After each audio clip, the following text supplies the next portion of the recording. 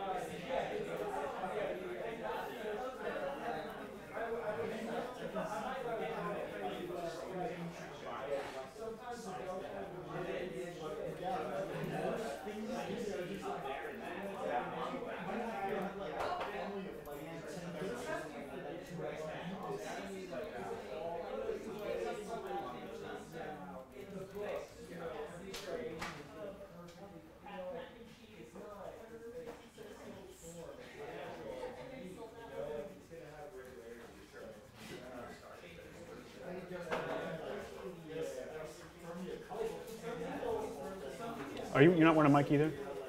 No, I don't have a mic. I feel like it'd be a more efficient system. If you had one? Yeah. Yeah. I remember last time people were asking, like, you could barely hear Jeff, you know? Yeah.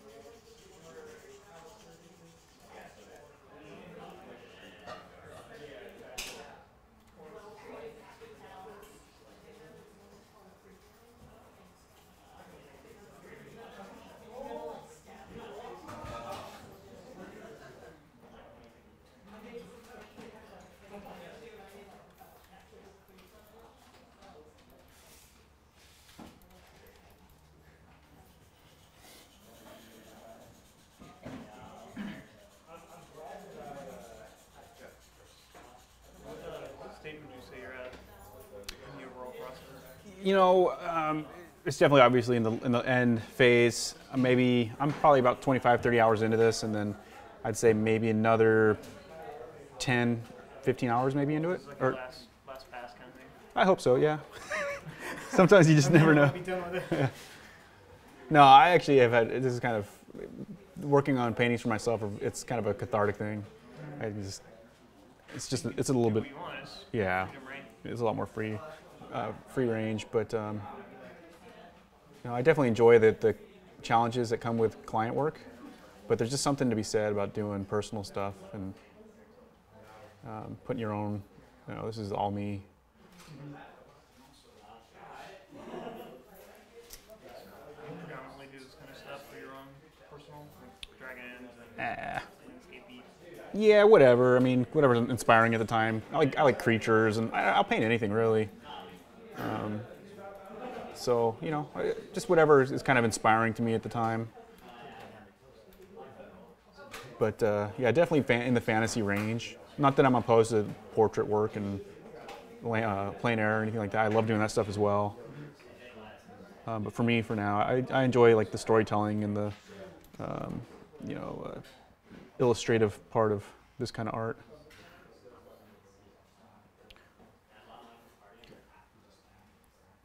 Is this something you would be making to like hang on your wall, keep around, or like sell at some point? If a collector ever asked about it, I would probably let it go. Most of my paintings I usually sell, or are at least available for purchase. That's a lot of my income throughout the years, selling original work. So it's just kind of rely on that a bit. People love dragons too. They love hanging dragons on their wall. As it turns out. Yeah. So it's a good thing. Would you say you're still painting kind of thinly to the stage, or is this like thicker than? It's opaque, but it's not like it's not like impasto, like Yeah, super. some people like really love to paint on it. Yeah. So I might go in with a couple spots and hit up a thicker amount of paint, but in illustration, you generally you don't really. I mean, it's not ideal for reproduction. It doesn't photograph well, right? But it's a lot of fun to look at for sure. Yeah.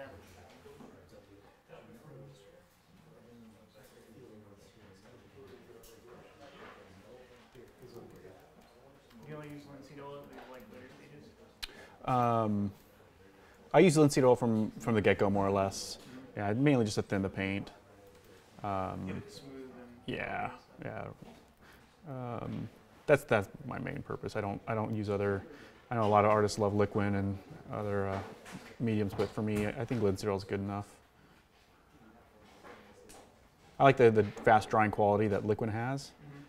So if I'm in a pinch, I need to get that painting dry for that first phase faster or something, I'll use it. But for the most part, it's just linseed oil. I like having the paint wet so I can keep moving things around if I need to, because I might think different about something later on. As I go, like maybe 12 hours in the painting, something I may have liked at one point, I don't necessarily think is working, and I don't know. Most of it's dry by that point, but it'll at least give me a few hours, if not like half a day, to kind of make some better choices. How quickly do your paints dry when you use liquid? Pretty quick. Like they'll be good with, they'll be at least tacky within the first few hours, and then yeah, it's super fast. And then by the next day, it's dry. It's like painting on a dry surface. Are there any problems with using stuff that dries that fast as far as like it lasting over time? I think from what I hear, you want to, if you put a layer down, you want the layer underneath to dry faster than what's going on top of it. Apparently, if what goes on top dries faster than what's underneath, you can get cracks. Yeah. But I'm no expert with that stuff. I probably should look more into it, since this is like my main thing here. But Like Robert was telling us one night, like there's some like Japanese like drying agent that people used to use like back in the day, but like it was like when they were like in a pinch, but of course like it would over time it would cause with a crack. Oh yeah. I was when I was in New York, we came across this paint. It was kind of funny story about we were at the what's it called? The Illustration House, something like that. It's the bar in New York where they got a bunch of Rockwells and old classic illustrations hanging up, and they had a salt pepper up behind one of the desks, and it was all yellow and gray, and we're wondering like, what? That's kind of a weird choice of colors to do, and like the control of yellow was pretty crazy. But apparently the person who owned it was a smoker, so it just like turned the painting yellow. yeah. Like Varnish does that when you see people do these Yes. restorations, like they take it off. Yep. Yeah, and get rid of it. Yep. Yeah, it totally does. Only one figure though. And the middle one. I've worked with How would you start a painting like this? Bar number pick out or like? No, actually, some of this is wash here. So this is probably from the very first phase. So that's a good question. I don't start with a burnt umber pick out. It's the same kind of idea. I'm trying to get my local values and colors down, but I try to do it with the color that I want. It just kind of helps me build a very kind of loose quality of what the finished painting will look like.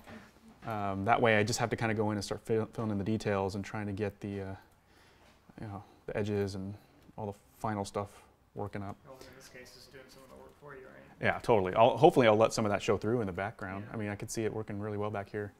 The problem is I probably want that kind of effect in a lot of other places. I do have some of it in the building here. The building's kind of a purple. You can see some kind of washy area here, washy area. If I can leave some of that, I will try to do that because I like that look. Is this something you really have to plan for from the beginning? Of like, I'm just going to leave this section, the lower layers. Yeah, it's a good idea. I sometimes don't think that far ahead, and I just paint and go, oh, that was lucky. Well, if you don't like it, you can always paint over it, right? That's true.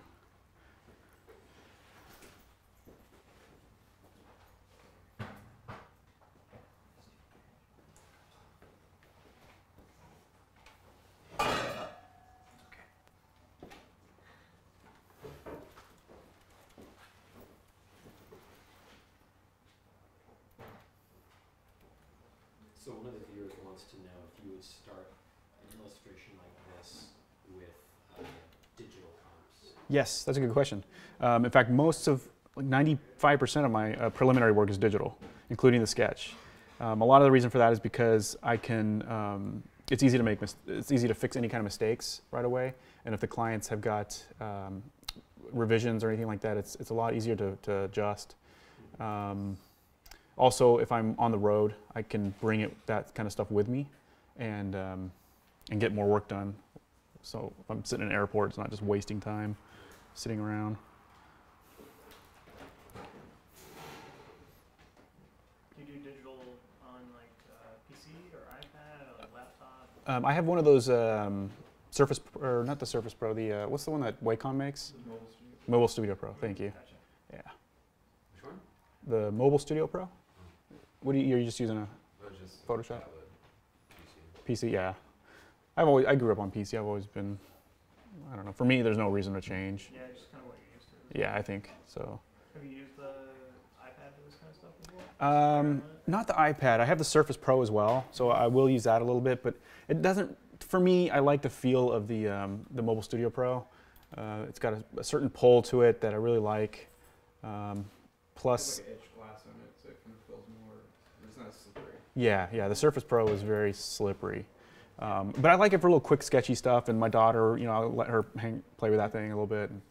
Yeah, for me, I think that Wacom one is perfect for what I need. I don't really do any finished illustration digitally, so it's enough for me. I suppose if I was a digital illustrator, then I might look into something a little different, but maybe not, because I know I have a lot of friends that are digital guys that do they use the Wacom stuff as well. Is it just a personal choice? Like, you'd rather finish something in this than. Yeah, I mean, I just love painting. I love the feel of oils and the fact that I can take my finger and kind of move things around if I need to, or create different textures. And yeah, I don't know. I think I started out digital.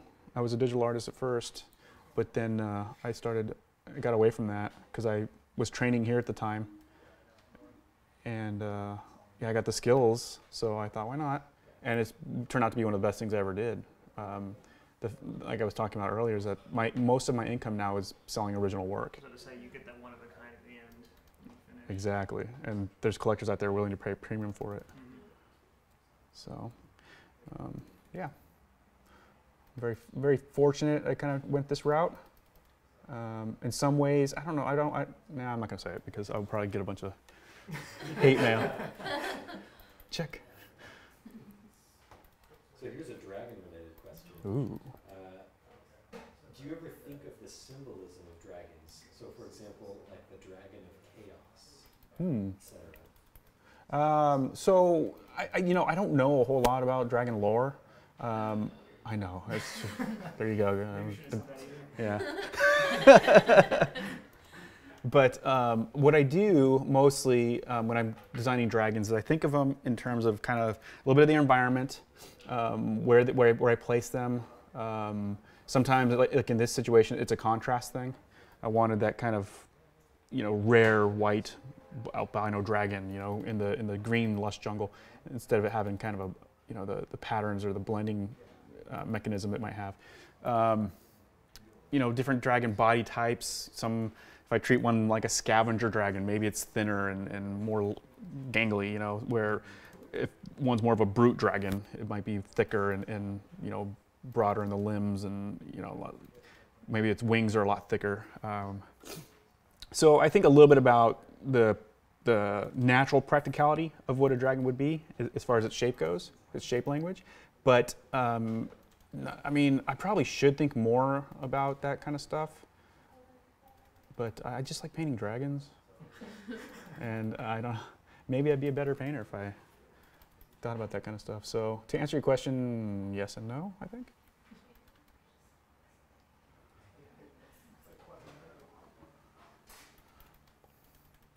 But what I'll do is I look for a lot of different animals to incorporate in dragons. So first and foremost is the big shape.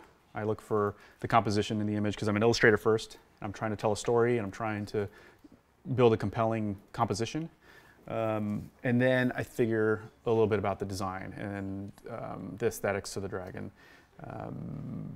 It might help if I go in and design up the dragons first and figure out a lot of that stuff. But a lot of it is I kind of like to paint and let the stuff kind of evolve naturally.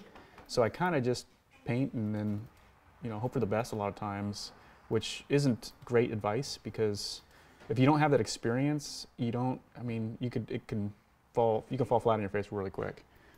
But I've painted enough dragons. I kind of know if I get myself in a pickle, I can get myself out of it. But yeah, it's not. If I was teaching it, I would say you definitely come up with a plan. Are there any types of references or animals in particular that you look at for designing dragons? Oh, totally. Yeah. I'm not opposed to really any kind of animal. Dragons are obviously very mythological. I tend to. I kind of have this. I don't know what you call it. A philosophy on dragons, I guess, or my take on how I feel dragons should be in my world. And I treat them much more like dinosaurs than anything else because I want to build as much believability in them as possible. So they're not as whimsical, definitely more grounded in their feel. So I'll use any animal I can. Obviously bat wings here, different types of lizards, reptiles, and not just reptiles or dinosaurs, but birds and cats and different other animals for different parts of the anatomy. Anything that can help push into it to make it feel a little bit more relatable to the viewer.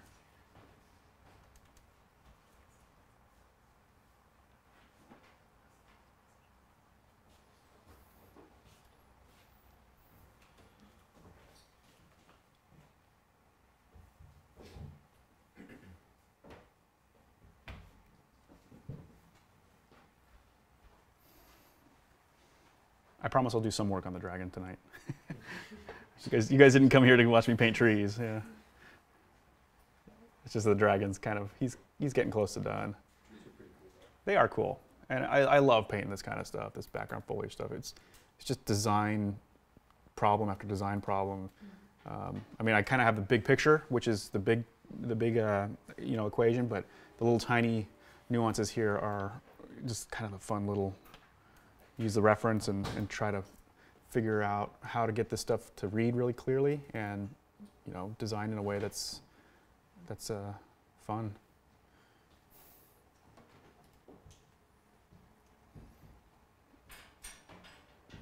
So like that tree, that little branch there is on the far side of that tree. The way I got it to read like it's going back is I made it a little bit lighter and a little bluer. Could have gone greener, but I didn't adjust the value too much. It was mainly just a temperature shift, and you can see that that reads like it's dropping back now. And it still maintains that silhouette that I want. So I have a question for you. Mm-hmm. In the beginning of a painting, how do you establish like your color gamut, or like those kind of color harmonies in the piece? That I usually have figured out ahead of time. As far as the digital work goes, I find stuff that inspires me, like these photos I have from online. I don't know that we can show these on the live stream, but yeah, there's just different photos I'm using, reference photos I'm using that help me get maybe a color range I might want to work within. Yeah. And then I just start putting stuff down, and then I harmonize as I go. So I have a general idea of what my color scheme will be, but then I like to kind of just wing it a little bit and see what happens. Did you use like thumbnails of like color comps before you started? Yeah, usually I will. So actually, yeah, that was my comp right there. I did do a comp right there. I don't think I did a color comp of it though. I think what I did was I just took one of these photos that I like the colors of, and I ended up just kind of plugging them in where I needed to, and then made some shifts based on the overall harmonies that were going on. But yeah, so my digital color comp, very loose, pretty simple. Just my way of figuring out how I was going to break up my light and darks, big light and dark shapes. Obviously the big focus, and yeah, that's that. I probably should put more into my thumbnails, but this was a piece I found. This was another artist. I don't know who that is. I don't want to show that either. But I use other artists too to help inspire or help get color ideas. But mostly I use photos. I like the natural lights. You know, if I can kind of push it towards the entertainment route a little bit by maybe bumping saturation or raising the contrast or things like that, I'll do that. But most of my color comps are based off of photos I find online. So you have preference to inform the things that are a little more direct to the environment, but then the elements that you need to add to it, I guess you just have like a local color in mind of, like, say, the dragon, and then you just kind of build it up to the point where, okay, does this look like the color that would exist within this environment? Yeah, that's pretty much how I think. First, the environment's going to kind of dictate how a lot of the color is going to go overall, and then, like you said, I find ways to harmonize other elements, like the dragon, who's not natural to this environment. I still want him to feel like he belongs here, so adding little cool grays and blues in there that'll help kind of make him feel like he's part of the image and not too cut out. I just push that range, and I think in terms of focus, so he's a lot warmer white than a lot of these other blues, cool white blues. So having that little bit of a contrast in the temperatures helps him pop out a little bit more as well. The whole time, are you considering the temperature of the light of your reference? Yes. In order to use that information for the object that is being placed in the scene? I am, but I kind of cheated at times too.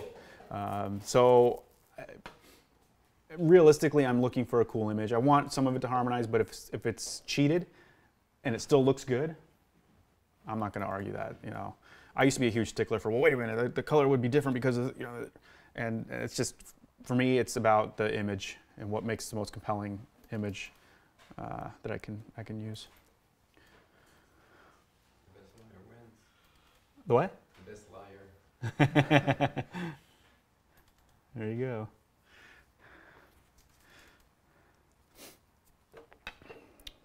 Where's that image I was using?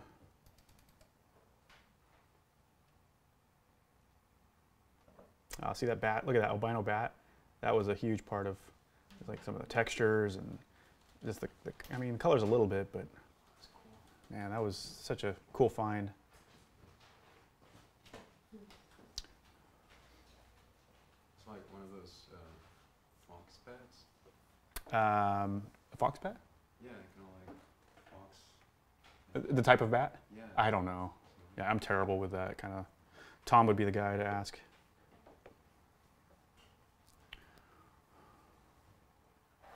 I want to start doing some of these distant hills too.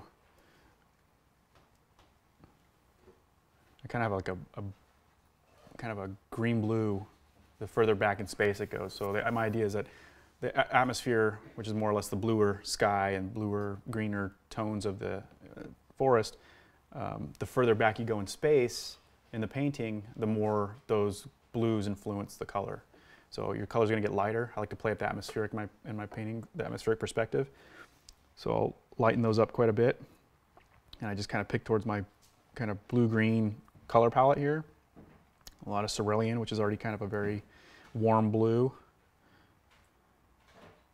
We lighten it up with a little bit of white and see what I can get at using that. I just need a little bit more information back here. Might warm that up even a little bit more. Dipping in my lemon, cad lemon. Quickly turns green. You gotta be careful with that.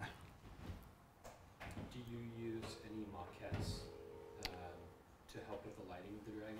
Sure, yeah, absolutely. But not ones well, I take that back. I have built a dragon head before, just out of Sculpey. But I'm a terrible sculptor, just mainly because I don't have the patience for it. But I don't know. I use mainly like little toys. Todd McFarlane had a really cool series of dragons that I'll use for that. Hot Toys makes some really cool figurative stuff. So those kind of maquettes I will. But mainly I just rely a lot on what I know about figure drawing and just rendering volume in particular, and say that, well, that head's kind of like a wedge. Our light source is coming from up here. Wedge shape, bottom part's dark. This is a cylindrical shape. Top part's a little bit darker, or the bottom's darker with a little bit of rim light along there. This shape's another cylinder from dark to light. You know, I think I kind of walk my way around it logically the best I can. But sometimes I do need a little help. And if it's maybe it's a photo online of a Komodo dragon or something that's lit really cool, I'll borrow that. Or bat wings that are lit really cool, and I'll borrow that. But yeah, I don't really build my own. James Gurney is like, he's probably the guy to look at for that kind of stuff. He's so good at that.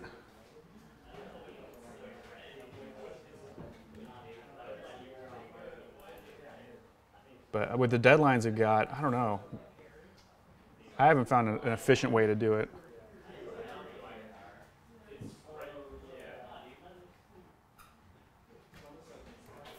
So just suggesting mountains. So the further back I go, my shapes become, I mean, I'm still gonna have smaller shapes in there, but they're a little more simple. What recommendations do you have for like not making sure that the background stays back there, not too detailed compared to the focal point? So as long as you work within a contrast range, I think you're fine. Like I don't want to get anything darker than this value in here is gonna be too much. I got to keep my darkest dark that, and my lightest light probably around there. That's going to keep my contrast, and therefore, in atmospheric perspective, that's how it kind of works. You just kind of compress the value range in the background. Yeah, and then just maybe your edges are a little softer. Maybe your colors are a little bit more influenced by the atmosphere color. Could be grayer. Most of the time, it's usually that. The 3 C's: contrast, color, and clarity. Those 3 C's tend to diminish as you go back in space.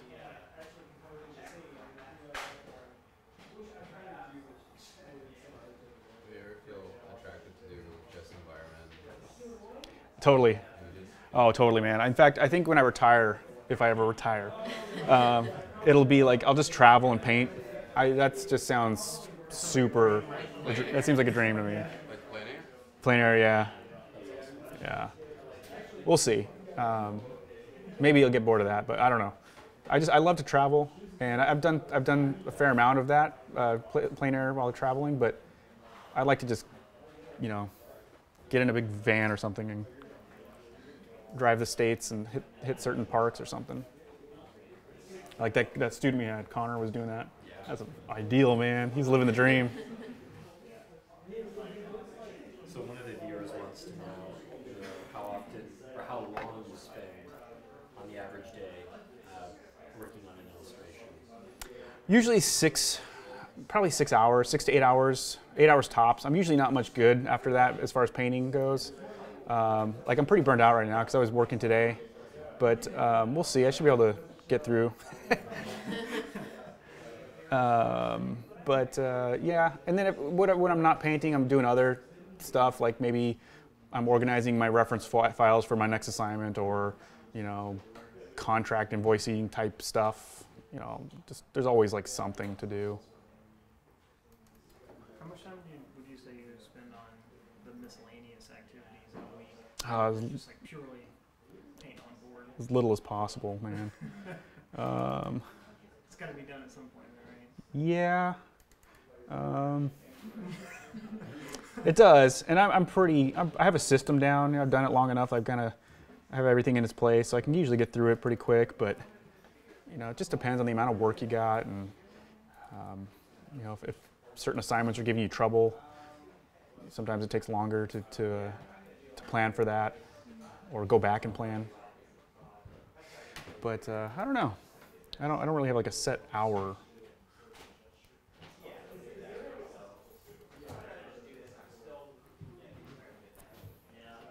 Have you ever had trouble getting behind on, like, you thought something was gonna take not as long as it was? Yeah. And then like having too much client work? Yes. Yeah, and that's a peeve of mine actually. I don't. I'm a numbers kind of person where I like structure and order in my life, and if clients start messing with that, it just really drives me up the walls. But you know, I know a lot of times it's not their fault. It's some other situational thing. But I tend to try to find clients and stick with the clients that are a little more consistent as far as the workflow and as far as deadlines go. I like building up that relationship with those clients and having somebody who's reliable, I think, on my end. And it's a trade-off. I mean, I got to be reliable to them as well, so I got to try and meet what they need. But oftentimes, if I run into a client that is, you know, it can be troublesome, I just don't work for them anymore. You know, I finish the job to the best of my ability. I still give them my quality of work that I can, and then I don't answer the emails. Well, not that bad. I'll usually say, I'm busy, sorry. But I don't like to burn bridges either. I like to try to, you know, keep it civil. There's no point in burning bridges, you know, because you never know. Someday I might be starving for work. And Do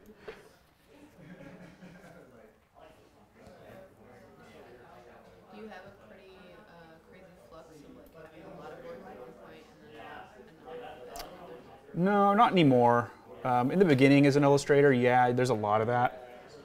You're trying to make your way, and there's, you know, 100 other artists that are 5 years ahead of you, you know, as far as their experience level and maybe even skill level. So you kind of have to take what you can get. But now I've got some good clients that I like working with over and over again, and I just fortunately I can just rely on that. I mean, it's not good to always, you don't want to keep your eggs all in one basket, but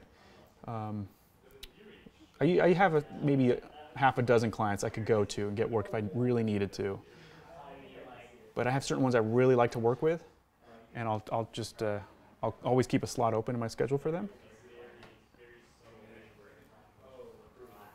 So this is a two-part question. Uh-huh. How long have you been doing art, and how did you measure your progress when you first started? That's a good question. Okay, so I've been drawing, I mean, ever since I could hold a pencil, really. But I started training here at the Atelier in 2001, I think it was. And I was maybe early 20, like 21, 22 at the time. And yeah, I trained here for about 4 years. And then Jeff asked me to teach, and I've been teaching ever since. Just do about one day a week, couple classes, but so a little bit of that training. And then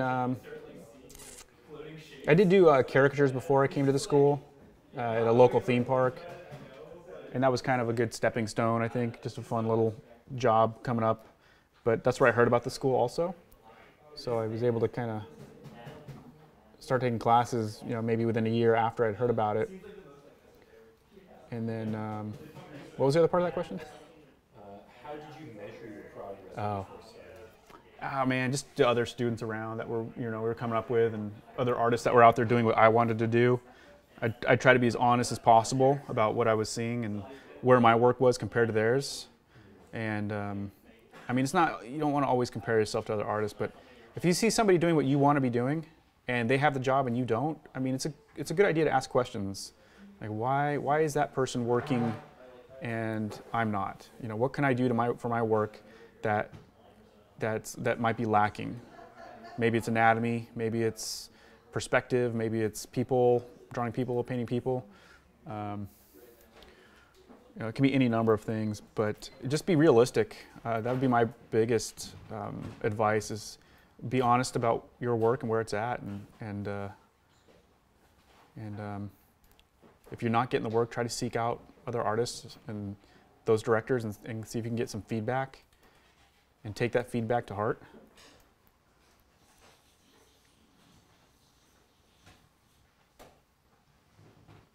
What places did you used to go when you didn't have any clients? Places I used to go?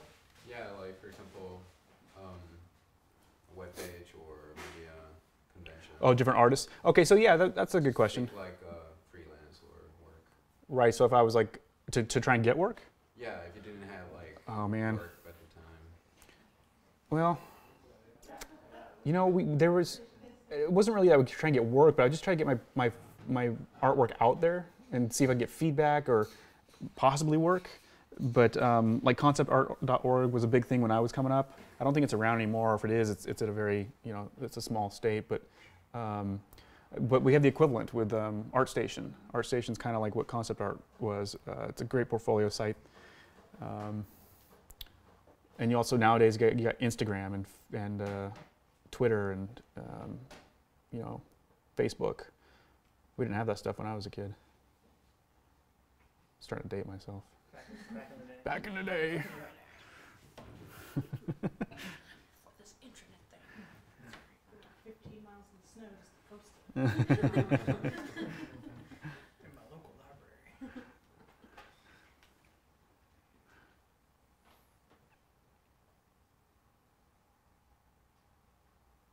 So I'm mixing up a green here that's going to be a little bit more vibrant, maybe, and maybe a little bit warmer as a highlight on that tree. But I want to make sure I keep control of that value range, because if that value range starts jumping too much, I'm going to get too much detail back there.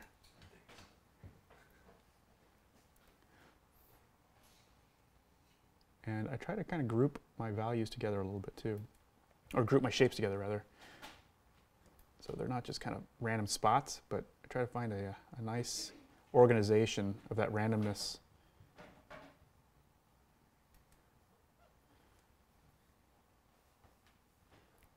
Sometimes I let the brush do the work too. Like I'll take the brush and kind of just spin it. And sometimes you get some cool textural stuff on there. Would you do that more in the background than you would? Nah, I'll do it everywhere.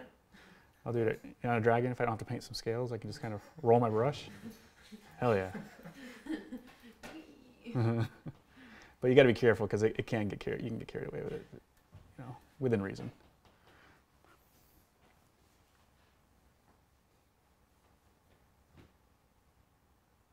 I also want to keep those edges relatively soft. I don't want people going, "Cool dragon! Wow, look at that tree."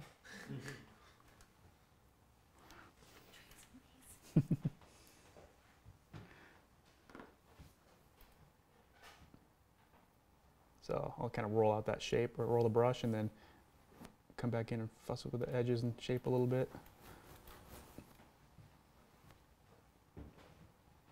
What kind of work have you gotten from clients that you were surprised that you enjoyed working on? Like, you were really into it first, and you were like, yeah, it's not bad, it's good. That's a good question, man. I'm trying to think of a specific painting.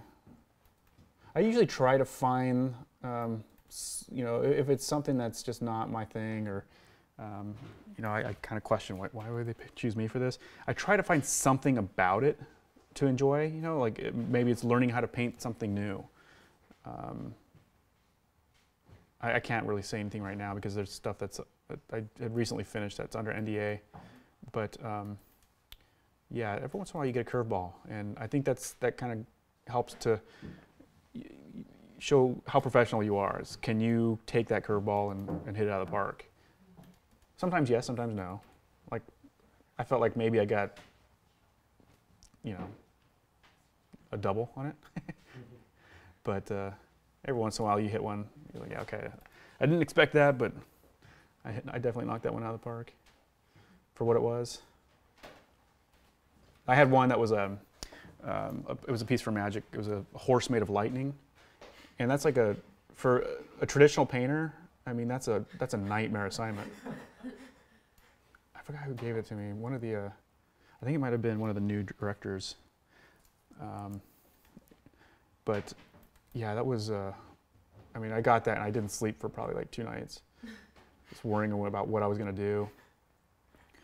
But I eventually just kind of went through the motions of how I build images and went through the process, and eventually, just like anything else, it's a problem that needs to be solved. Little things here and there that I can use to get it right. But you just gotta get creative, I think, a lot of times. Another viewer asks, is it better to do mostly master studies and practice the basics for the first few years in learning art before you start your personal artwork? That's arguable. I definitely think, obviously, academic is very important. You got to learn to draw. You got to learn perspective. You got to learn to see right, anatomy, all that stuff, figure drawing. But I also recommend people work on their stuff alongside that. I don't think it's time wasted. I think you learn a lot, and it's an outlet, and it's what keeps art fun. I know some people might argue that. It's like, get it, just full academic, go, it's all you should focus on. But I don't know, I feel like I see a lot of students get burned out if they don't have that outlet to kind of get away from the rules and have some fun. Just, kind of reminding themselves why they're doing this. But, as I was coming up, I was pretty heavy into studying. I could only afford to do like 1 or 2 classes a term for the first 4 years or so. But during that time, I was good. I was learning a lot, but I was also working on portfolio stuff that I wanted to do. Yeah, it's not any work I would ever show now, but it was experience I was building up, and I was able to make the stuff I was working on, my academics, applicable.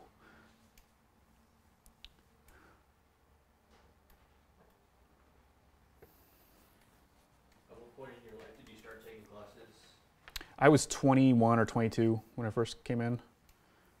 So maybe a little older than some, younger than maybe most. But I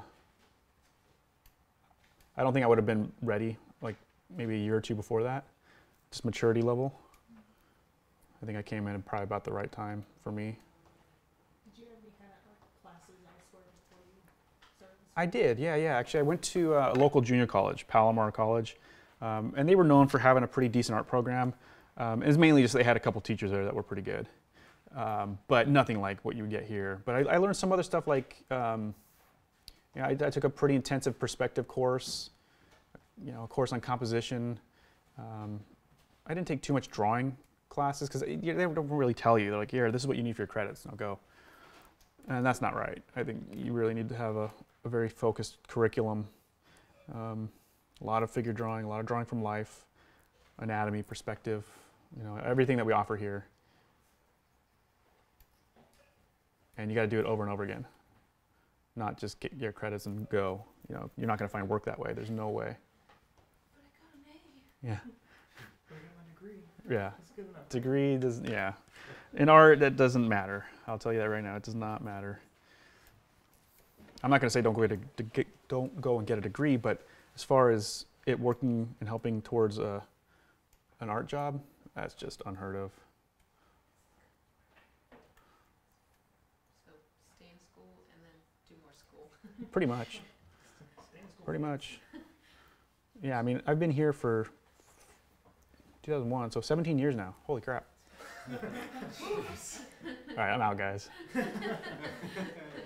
No, but usually for me now at this point, I teach to kind of give back a little bit what I got from the school, and to just, it's my social time too. Come in and hang out with our other like-minded people, and you know, because most of us artists lead a very solitary life. We're at our easels 90% of our time, and it's, you got to get out. You will go crazy, yeah.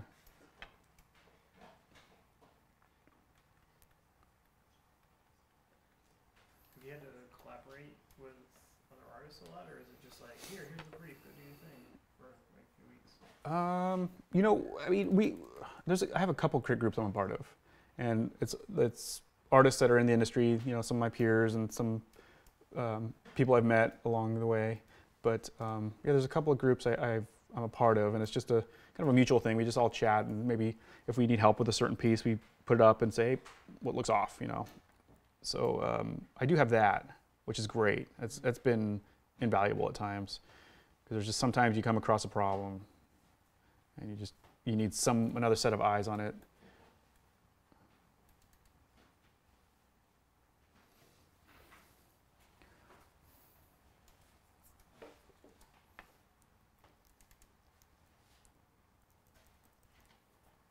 If you were persuaded away from art when you were younger, what do you think you'd end up doing? That's a good question. Maybe skateboarding. I was either skateboarding or drawing, and when I was coming up, I was pretty good skateboarding. Had a sponsor for a little bit, and I did okay. But then these younger kids were coming up and like throwing themselves off buildings, and I was like, you know, I think I got to draw the line. That's true, yeah. Is it working like hundreds of hours during a week the same as that? In some ways, I suppose you're right. But on a physical level, I don't think I could, my body could take, you know, jumping down 3 flights of stairs. I totally miss it though. I miss skateboarding like crazy. It was a big part of my life growing up. And I snowboarded and rode motocross and did a lot of those extreme sports. I had a slight, what do you call it? Adrenaline, yeah, junkie. Death wish? Yeah, but not as bad as some of these guys. I mean, some of them are nuts. Kind of discipline to your art sometimes? What's that? Like the sports discipline that you Maybe, yeah, maybe at some level. With skateboarding, it was constantly like messing up until you got it right. So coming up as an artist is, I mean, even still, yeah, working on a painting. So I guess on some levels that could be similar. Never thought about that. Sure, tenacity is really important for this. Sure. Oh yeah, man. You kind of, every day you come back and you're like, shit, I thought it looked better than it does. What's going on? You got to go back and fix something else and get back on the horse. But yeah, it's good. It's fun. I don't think I could do anything else. I don't know, maybe I could, but I just like creating stuff, you know. I like fantasy and creating things. I mean, painting dragons allows me to be a kid still, and it's pretty fun.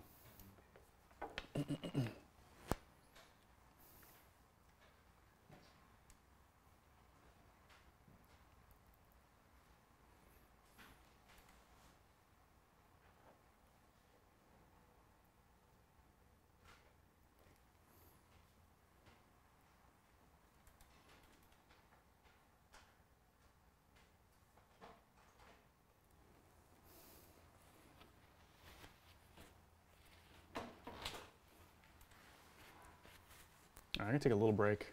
I'll come back in a second.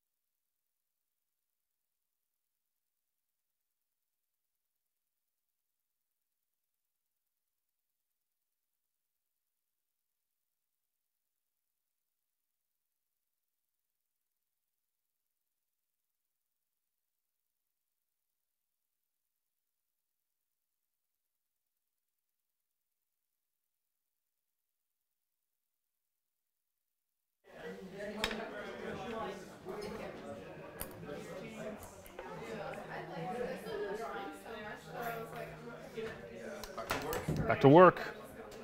They're cracking the whip.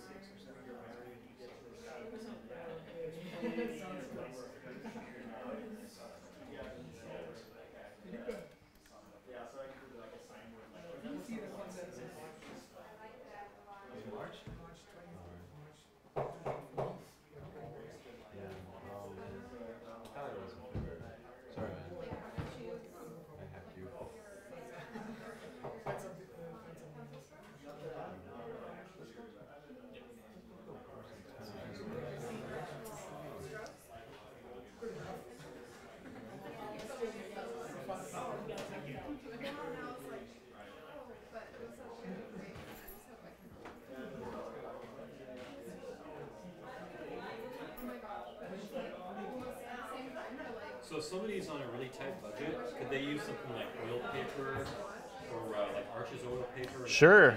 Yeah, Archer's oil paper, I've used that. It's pretty cool. I don't think I would do any of my own finished work just because I like the surface I'm working on, but I have painted on it and I do like it.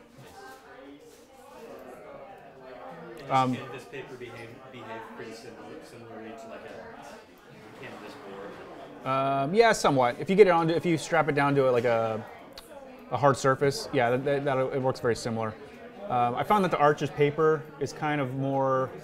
It depends on the canvas you're using, but it's pretty absorbent.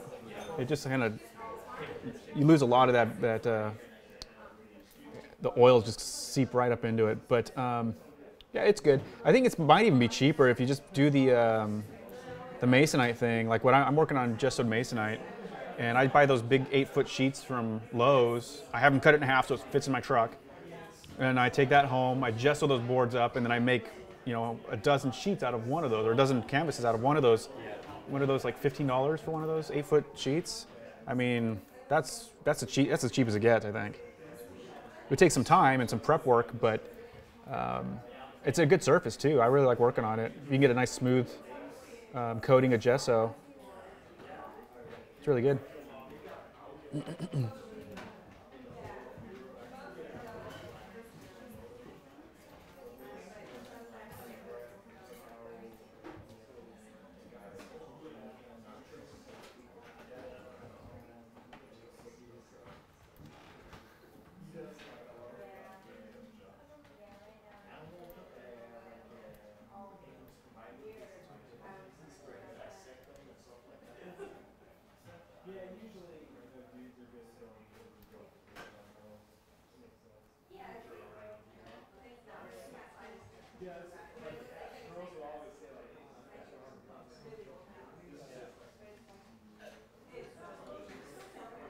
What greens do you have out? So I'm working with permanent green, sap green, and viridian. These are all nice ranges. Like this is a good warm green, sap green. Sap green? Yeah, sap green. And then viridian's a good cool green. And then this one's a good vibrant, kind of in the middle, but it's vibrant. Not quite a phthalo, but Yeah, not phthalo. yeah, not phthalo. I'm scared of phthalo. Yeah, I actually have some, but I don't use it very often. I do use phthalo turquoise, but I don't have it on my palette today. It's a really cool, punchy. I'll use it for like magic sources if I'm painting something that's like magic, because it feels unnatural, and magic kind of is unnatural. So I like to use those colors. Like I was doing a purple flame thing on this thing I was painting, and I use dioxazine purple because it's so punchy.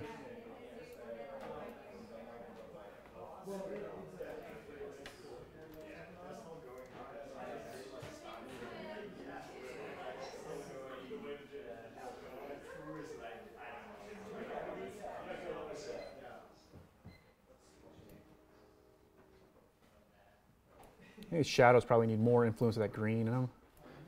Maybe just a little bit. I want to keep that same value, but push that green.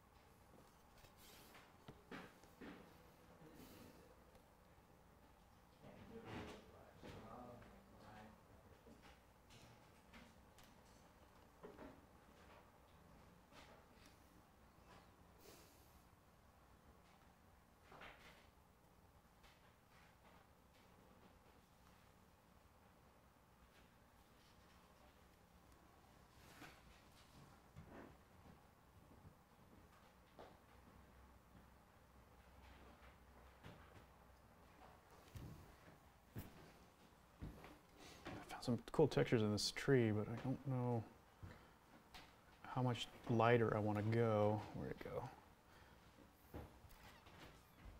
That one. It's like some moss or something in this tree. I like some of the patterns that are happening there to kind of vary this up a little bit. Trying to find a good kind of lighter color. That's probably too light, but I can go ahead and like mix right on the canvas since this is wet. I can darken it up by going back over it. And hopefully creating a little bit more texture within that tree without getting too much attention in that area.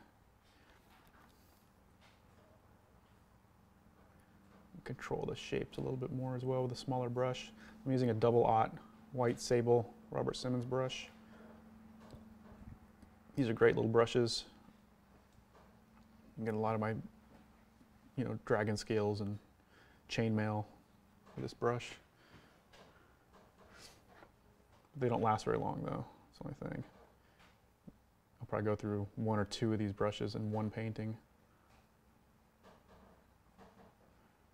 Just make it so cool. It does, yeah. It's that last little bit of texture or details that you wouldn't be able to get with a bigger brush.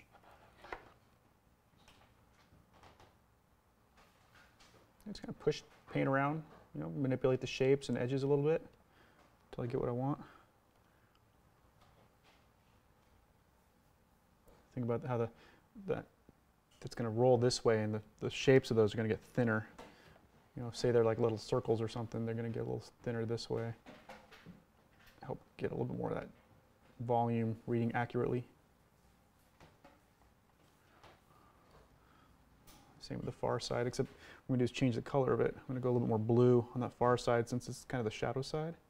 I mean, the whole tree is kind of in shadow, but there's still volume there. If I can make that more blue, I think it might give it more variety and range.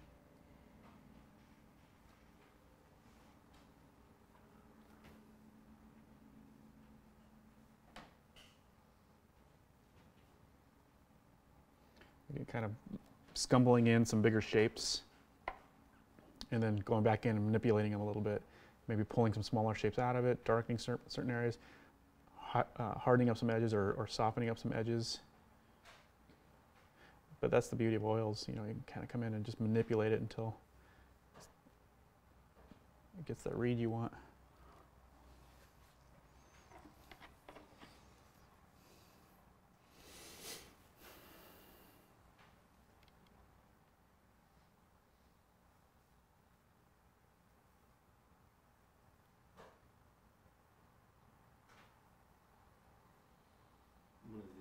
Wants to know if there's any advantage to oil priming canvas instead of like gessoing.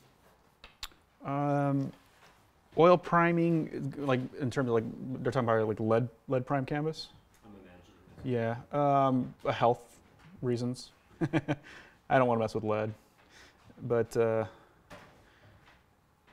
it's a lot easier to do just the gesso. There's probably a little bit of a different feel to it. Jeff's done a fair amount of that. I'm sure he's talked about that in his videos too.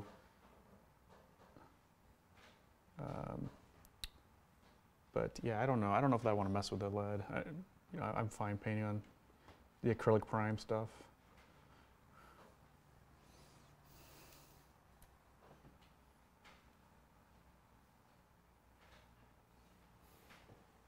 Is this a normal kind of size canvas you would paint on, or is this like bigger? This is like for my average size paintings, this is a little on the big side. I've painted bigger, I've painted a lot smaller. But yeah, if I'm going to spend a lot of time on one painting, I like to have it a little bit larger, especially, painting that dragon's head any smaller than that is going to be troublesome. So I sometimes think about that too, like how big some of those details might get, especially in the focus areas. It's no fun painting heads that are like that big,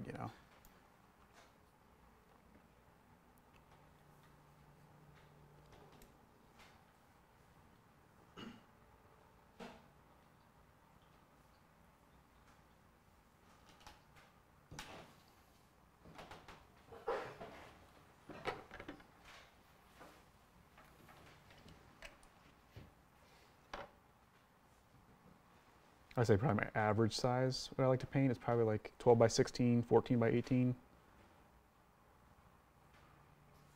Is that personal choice or like client work? Both. Yeah, I mean, I don't know. Maybe my personal choice, I'd go a little bit larger. Like this is 18 by 24, I think.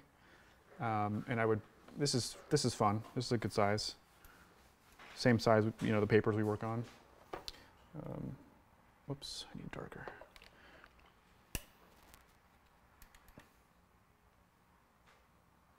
Is acrylic gesso archival? Yes.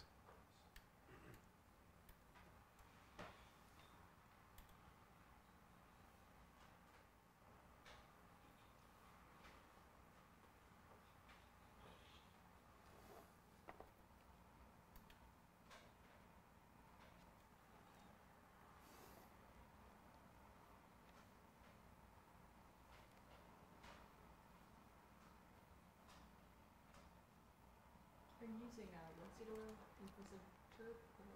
Yes, so if I want to thin anything out, I use linseed oil. If I use turp at this stage, it can really influence what happens with the colors. Your darks will start to dry a little bit lighter, and your colors will just get a little more gray after they're dried. So I try not to use turp unless I just need to get a good clean brush. And then linseed oil just to get the paint moving.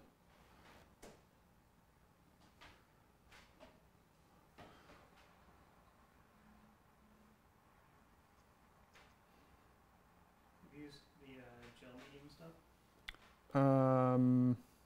Like the Neomeglip stuff? I've used the Gamblin. Yeah, it's like a solvent-free gel. Yeah. Oh, really? No, I haven't. It's newer. Do you like it? I like it, but I wouldn't necessarily call myself most experienced with it, so I haven't really used linseed oil. Linseed oil is it's the stuff that comes in the tube too, the paint. So I just figured it's safe to use that, and it gets the viscosity of the paint that I want. So If it works. yeah. Don't break it. But I understand there's a lot of artists like the quicker drying, and I use like I said, I'll use the what's it called?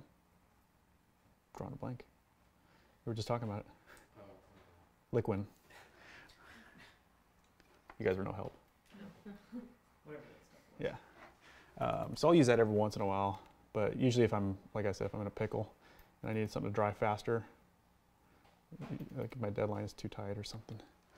It's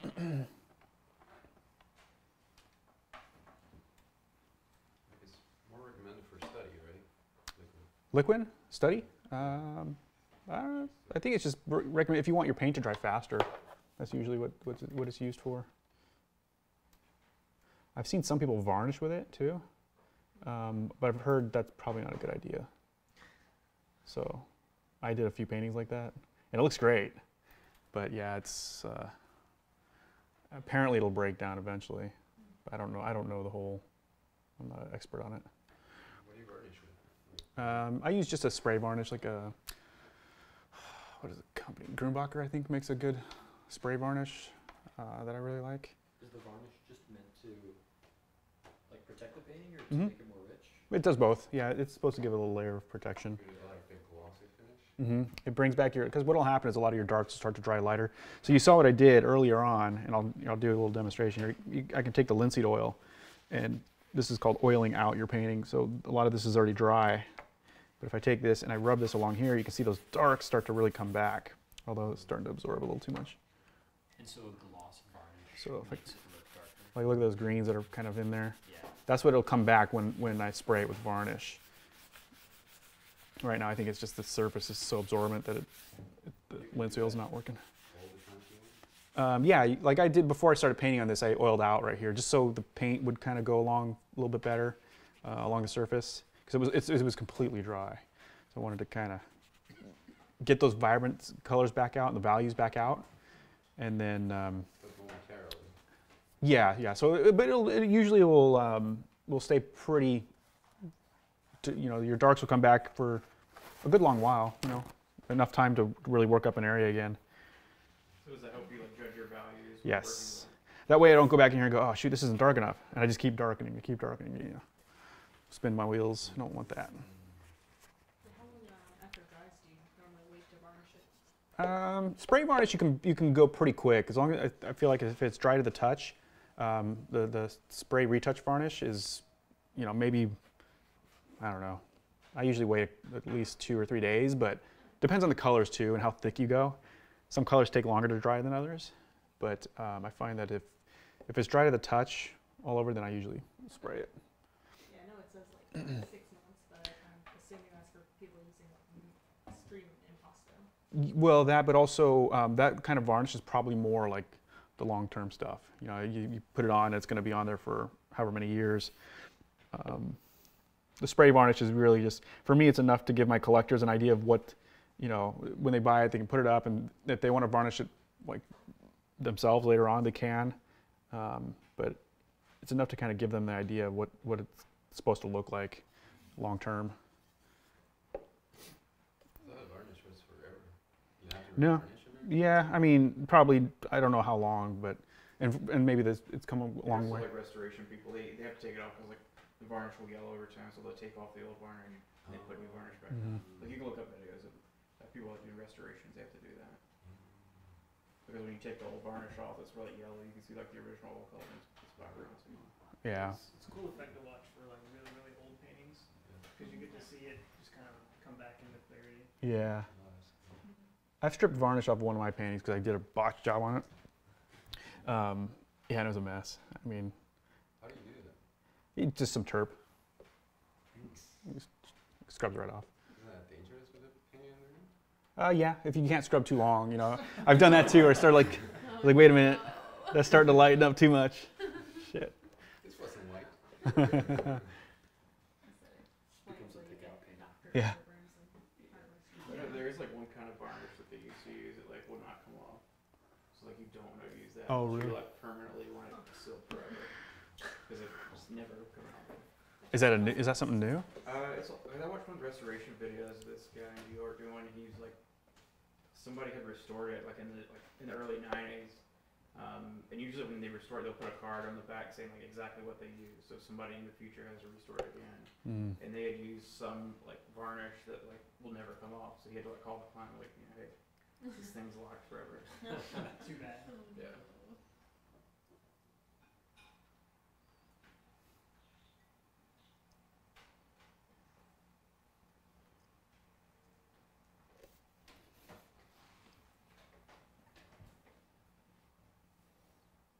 Is there a particular emotional effect you're aiming at with this painting? I was kind of going for like, I don't know what the word would be, but kind of like a rare find in the in the jungle. So not only is there this old temple you come across, but there's also this creature, that's been inhabiting it. That Is it meant to be kind of from a person's perspective, like ground level? somewhat. You're looking kind of up at it as if you had come across it. Somewhat. I mean, that's usually how I kind of paint. Is more like I don't necessarily put. It's like you're stepping back and you're watching this happen, kind of thing. Not really necessarily POV. I don't know. Maybe it is kind of POV. I don't know how to really to label that. Cool effect.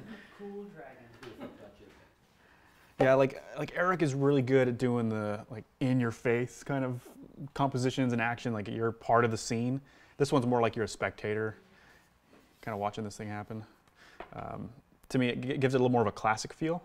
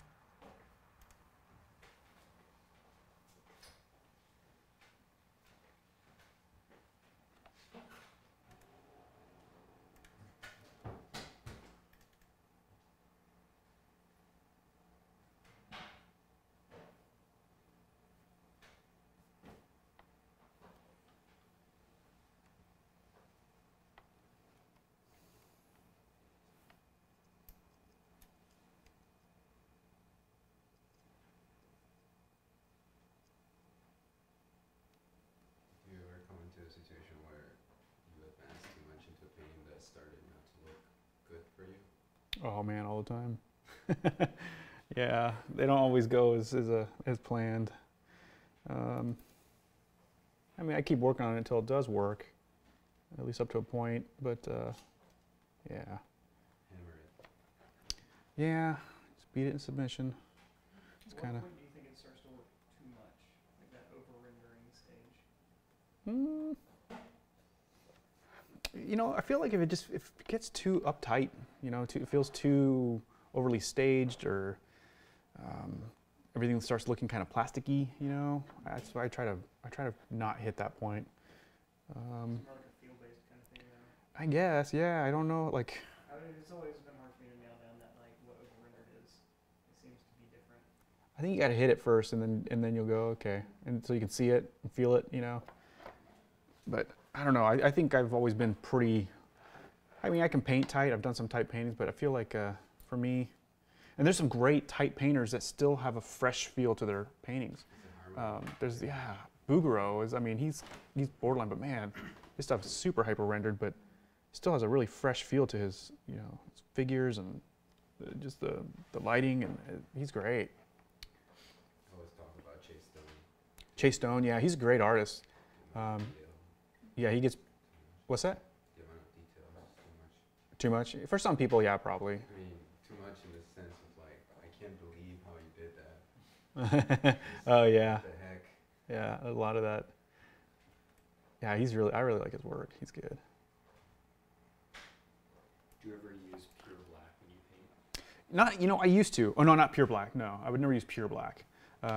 It's just a dead color. Yeah. I always mix something into it. It dries really light, so I always mix a really nice punchy transparent color like alizarin or ultramarine, just to get a little bit of color into it. But black, black kind of helps get those colors, transparent colors, a little bit more opaque looking. You get that punchy richness with the opaque quality. But I don't even have black on my palette anymore. I used to use it, and I'm not opposed to using it. I think it's fine. I just haven't really found a super good reason to put it back on. You use less and less of it over time. Yeah, I think it's At one exactly what point you happened. thought it was awesome, but like now you can make black other ways. So Yeah. don't bother. Yeah, pretty much.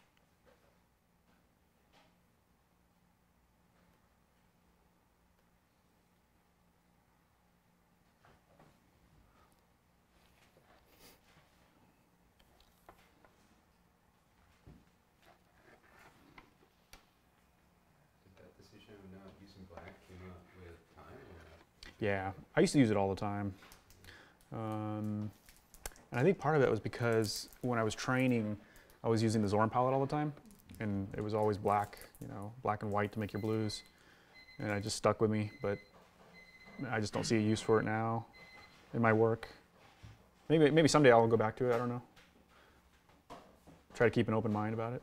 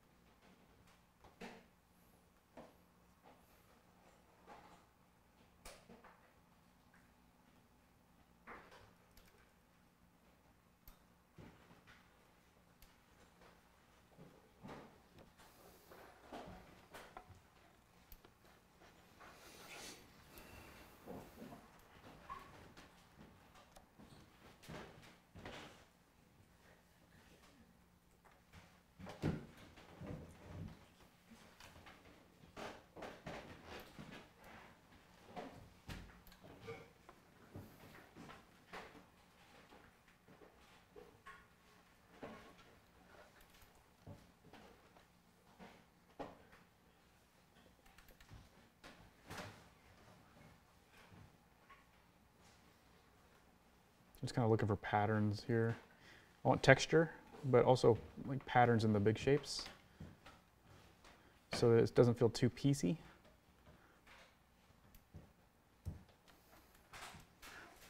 Like even though like there's a bunch of craziness happening here, if you squint down, you can kind of find those bigger shapes. Like there's two balls here. There's a longer, like flat horizontal here, and then there's these little sprouts of trees here, but they all kind of fit within this value range, and that's kind of what I'm going for, is try to maintain that a bigger graphic. And I'll just kind of use these as a starting point, and then try to get the feel without like taking inventory of everything.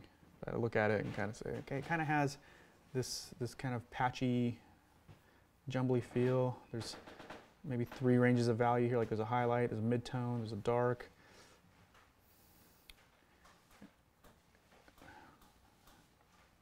How I choose to like design out those edges will help kind of tell the viewer what that texture is.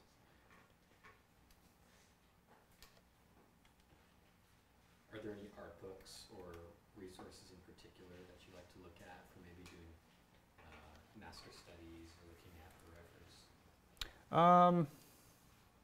I mean, there's so many good art books out there. For master studies, I usually have, I recommend, at least in the beginning, if you're doing just your first few master studies, is painting somebody who's more representational. So someone like Jerome or Bouguereau, or somebody, Rockwell's a great source. So not as, what do you call it? Like impressionistic. Like Feshen is a great artist, but I wouldn't necessarily study him for my first one. There's a controlled chaos that he's got going on that is very difficult to replicate.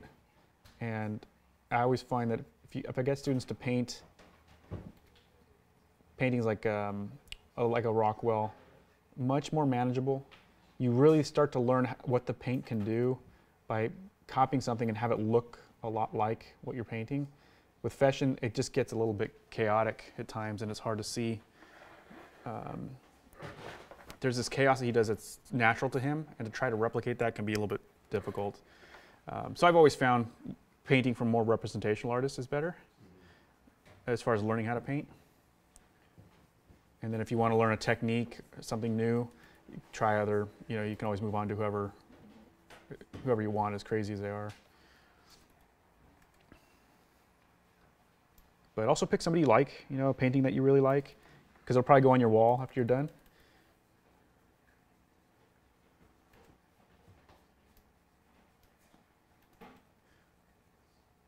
Maybe picking somebody that you might want your work to look a little bit like for a while. What was the hardest part of your fundamental training? That's a good question.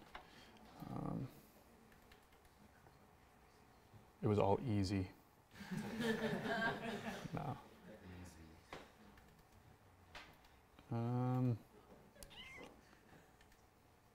Dude, I don't know. That's a really good question. I'll have to think about that.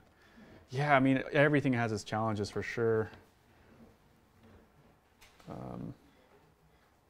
I think in the very beginning, just kind of getting the big idea of how you're supposed to study, the kinds of things you need to do, just getting rid of those bad habits, trusting the instructors to kind of get you to that point where you can start making good choices for yourself. Yeah, I don't know. That's one I'll have to think on for a while.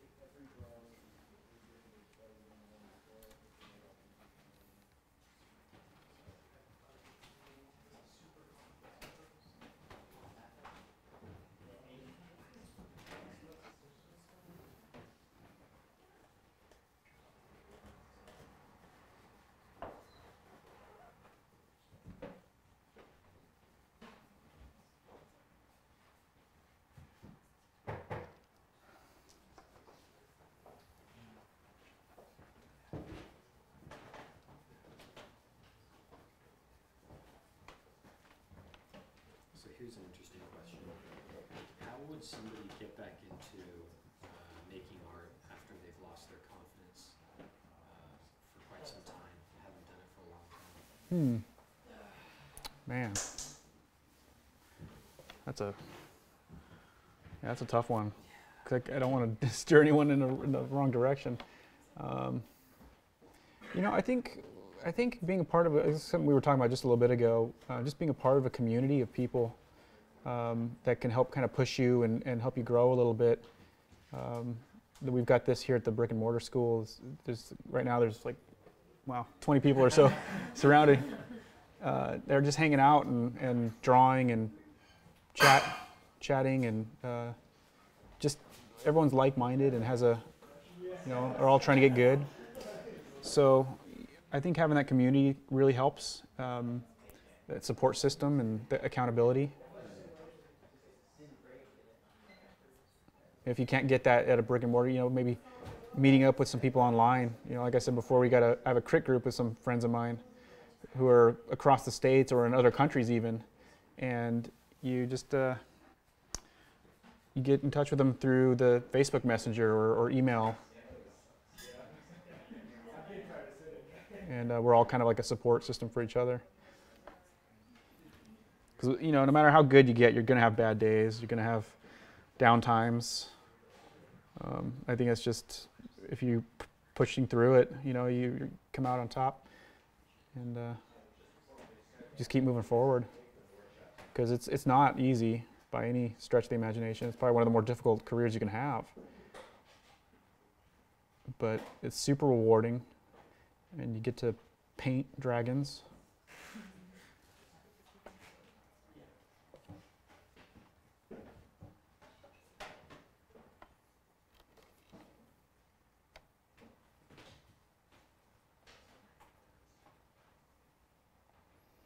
I'm trying to kind of mix these colors up too, so not too much the same color. I guess a little warmer than what I had up here and a little bit darker. I just try to find that variety.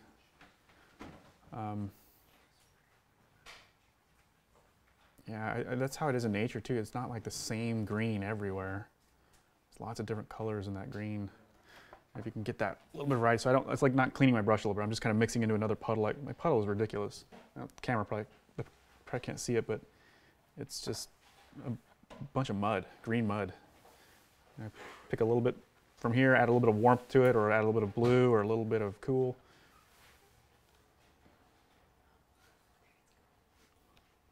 Is it going? Thanks, Lucas. There's another Lucas here, and I'm not talking to myself. Good job. For those of you watching online. What'd you say? Or am I? What time is it? There's not actually anyone here. It's all just you. You're all alone in a room. Roberto wants to know what your favorite dragon design is from any movie, TV show, Ooh, game, good question. or book. This isn't Roberto, who's like right here, is it? Oh, this is our Roberto. Is it? He's over there like texting? He's over there. Oh man. He doesn't want his voice to be heard. My favorite dragon design, man. There's a lot of good ones. I really dig the one from that Reign of Fire movie. I thought that was really, most of you maybe not even seen that. Is that the one with Christian Bale, yeah. yeah. Matthew McConaughey. The movie's, I don't know, I'm probably one of the few that actually thought it was okay. But I thought that dragon design was really cool, and then I really dig Smog. He looked great. Yeah.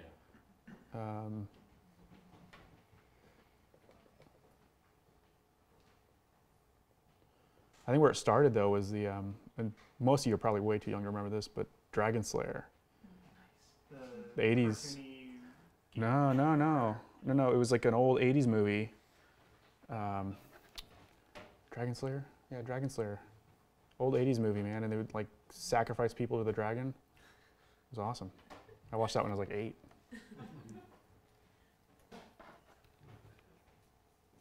My parents didn't really have much filters as far as movies went. I swear, I watched Predator when I was like 10 or something like that.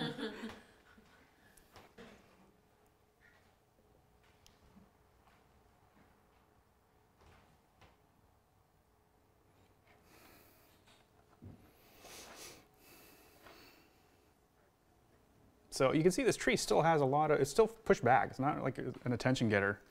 I think I still need to group some more shapes around it to help kind of have it blend back even further, but there's still a lot of detail going on. You can see how much time I'm spending in just this one little tree here.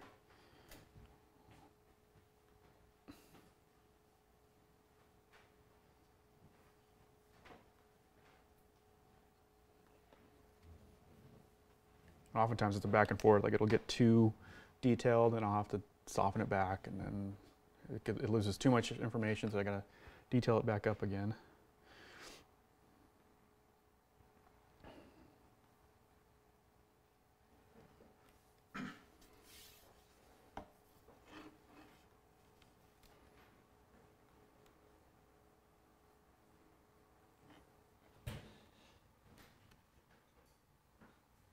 Someone asks, how do you know when your fundamentals are strong enough to begin building a portfolio to apply for jobs? You know, we were kind of talking a little bit about this earlier, but I feel like you should probably work your portfolio up as you're developing your skills as well. It gives you an outlet. You know, you can make your learning here applicable. You're probably not going to get work your first time out. It took me a couple of years to start getting work from Magic.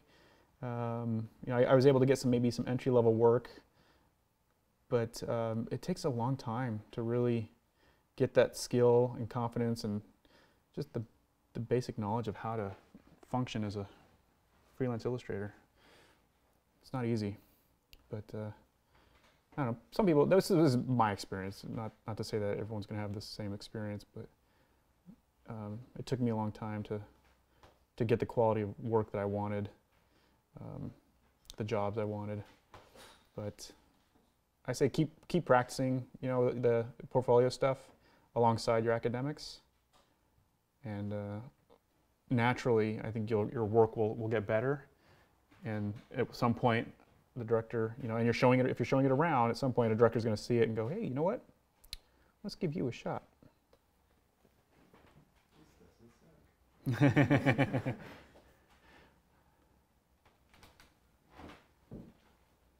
But I don't know. I do a lot of portfolio reviews, and it's a lot of just, you know, be realistic about where you're at, and if someone of value is giving you honest feedback, take it to heart and make those adjustments, make those changes, because directors remember people and they remember their faces, and if you come back next year with the same portfolio, no changes, they're going to know. Wait, we're not supposed to do that? So, yeah, definitely, I think it'll just naturally happen at the right time. A little bit of luck has to happen, of course, but if you're good and you're cool, you're easy to work with, you're going to get a job. But again, be realistic about where you're at. Training takes longer than most people realize. A lot of students who come in and go, oh, I'll be here a year and it'll be fine, I'll go get a job. Nah, I have never seen that happen. I've seen people get good within a year, but not good enough to get work.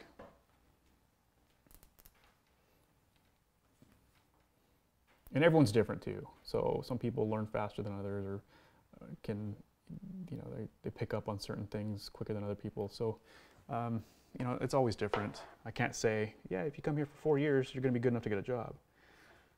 At 4 years, I was getting like entry level work, and it was like really crappy jobs. But they were, I shouldn't call them crappy, because they were all part of the grand scheme. They allowed me to continue to work on my portfolio and get the work I eventually wanted to get, but it wouldn't have been my first choice. Did you realize that in the moment, or you were just pretty happy about it? I was pretty happy about it. I mean, I kind of knew, like, people talk bad about these companies. You're like, well, but shit, look what I get to do. Yeah, but you got worked out. Right. I can get a free Comic-Con pass. Pro badge coming through. Pro badge. Do you ever create completely finished digital paintings before transferring them into traditional pieces? No, not full finished. Mine are really quick sketches, digital quick sketches. I wouldn't have the patience for it, man. If I do it once, I do not want to do it again. I'd rather create something new and interesting.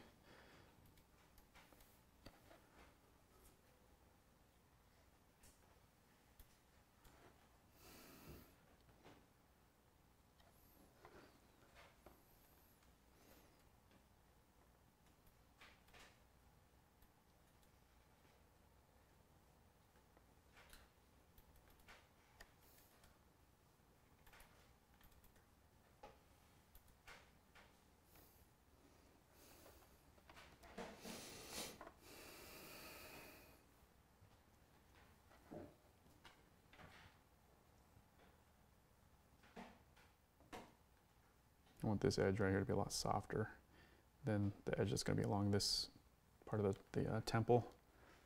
So it drops back. It's a lot clearer that it's further in the distance.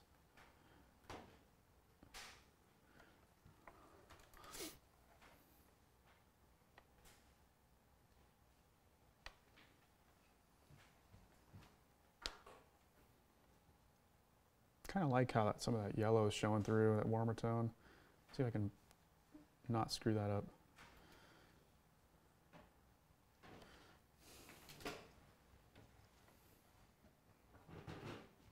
At least let some of it show through. Do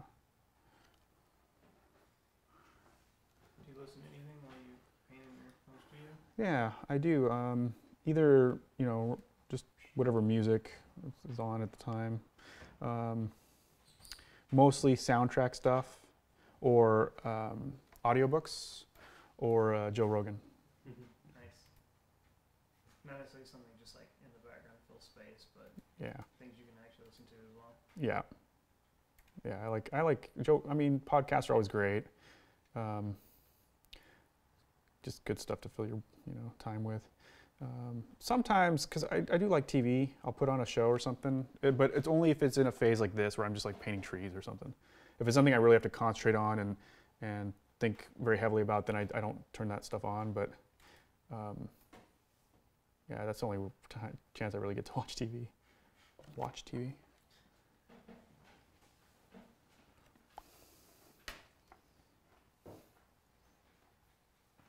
Unless it's like something my wife and I are watching together, then I'll, we'll have a night or something, we'll do that. But Yeah, usually just audiobooks, podcasts, music. I like soundtrack music just because it kind of helps put you in the mood. You know, if I'm listening to like Lord of the Rings or something, it's like, you know, just that extra sensory that's It'll take in more that. effort than it would have otherwise. That's right. Maybe you will.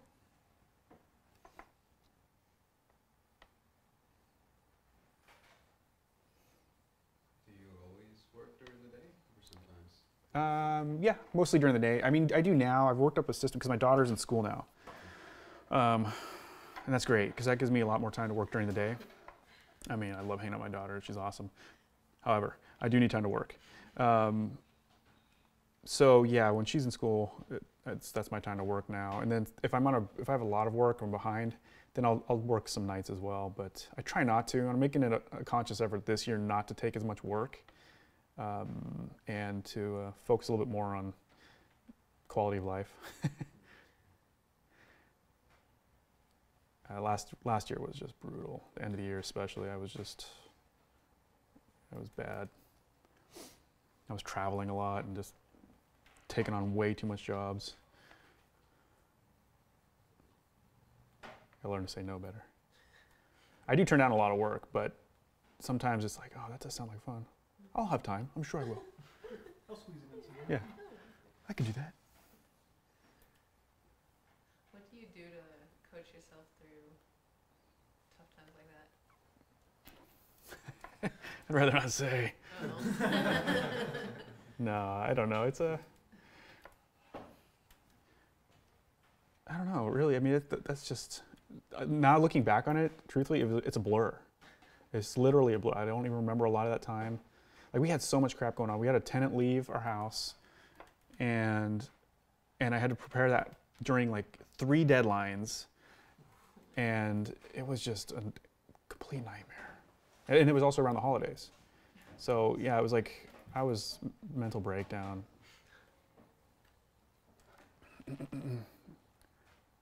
So it was an eye opener though, because it's got me thinking a little bit more about what's really important, you know. And I mean, yeah, I gotta make money and pay the bills and stuff, but I don't really need to take that much work. I don't really need to travel to all of these different locations. And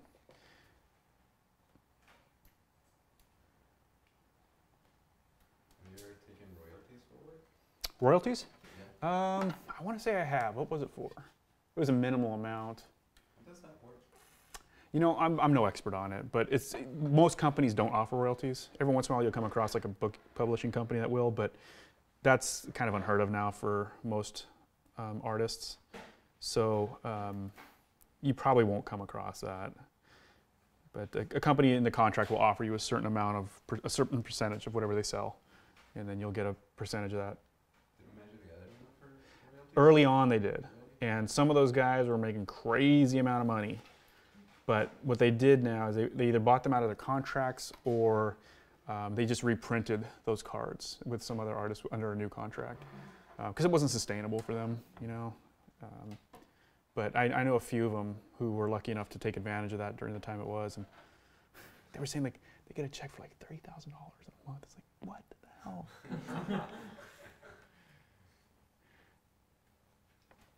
So if you can work that into a contract, tell me how you did it. But you can do other things like other arts. Like this thing, that's the cool thing about a piece like this, is that it's my own piece. It's no one's licensing it. It's my own idea. Or nobody's commissioning me to do it, so I can license it out. I can take this and say, well, somebody wants to use it on a poster or for visual development in their game, whatever. They can pay me a certain amount of money, and there's different types of licensing, like exclusive rights or you know, temporary. Yeah, stuff.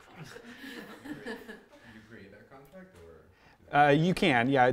You can find that stuff online. There's like books that have kind of made up contracts and stuff that you can go off of. But usually, if you just go online and type in, "I need a license contract," it gives you like a one that you can use.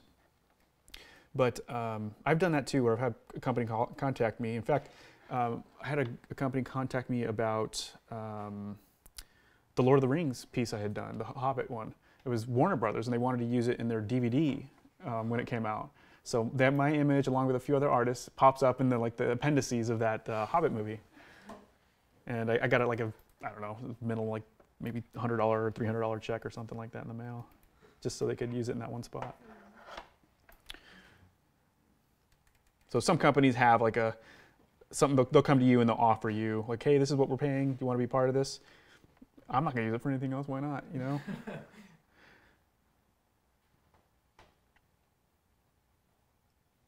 you ever taken exposure for work in the early days? God, I'm sure I did, but don't do that, you guys. Your time is worth a lot. You need to eat too. And we don't want to encourage that kind of behavior from bad companies. You could be in that part of video game. It's a promising project. Yeah.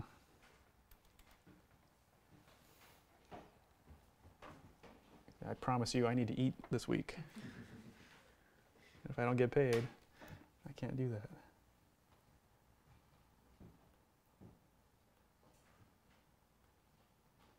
Is there anything in particular you did to build some soft skills?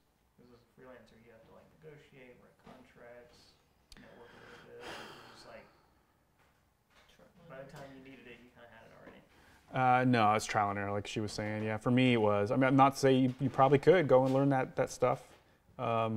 The problem, I think a lot of companies are different with how they do things, so you kind of have to just go with what they say. After a while, especially if it's a reputable company, you're not gonna have any issues. And then, but for me, it was just kind of learning as I went. Like this was how it was. It was kind of hard to figure out how to do stuff like taxes and stuff like that as far as like being a freelancer. Sure. Keeping up with all that. Yeah, it's easier now than ever. You got I just do TurboTax, and as crazy as my, I do itemized deductions for my thing, and we've got a rental property, we have all this stuff. So it's like, it gets crazy. But with TurboTax, man, I swear it's super easy. It just walks you by the hand. It goes, look, did you think about this? Did you think about this? They're paying you to say that. They should. Look up Yeah. at the camera. If anybody in TurboTax is listening, give me some money. So I love that. But it also, I mean, getting a good CPA is worth the peace of mind also. But you just costs a lot of money. And I've been doing it so long that I feel comfortable doing it, and we've never had any issues.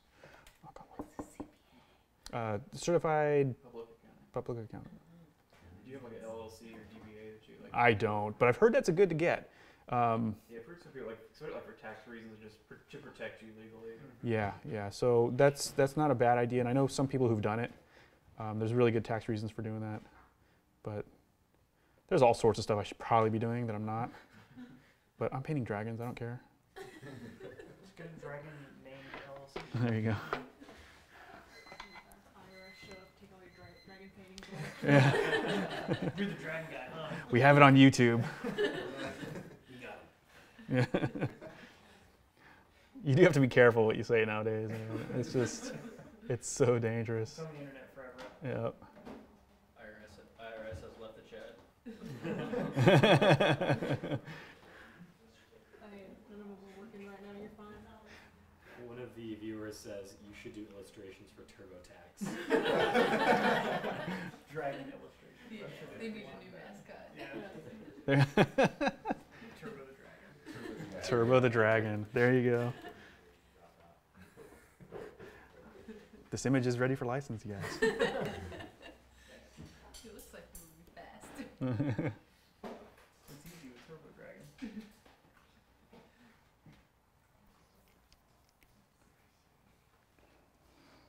Ooh, perspective's way off on that, so I got. Yeah, that's another thing. You kind of get caught up and you see, oh, cool, it looks awesome. Shit, it's way off. Do it all the time.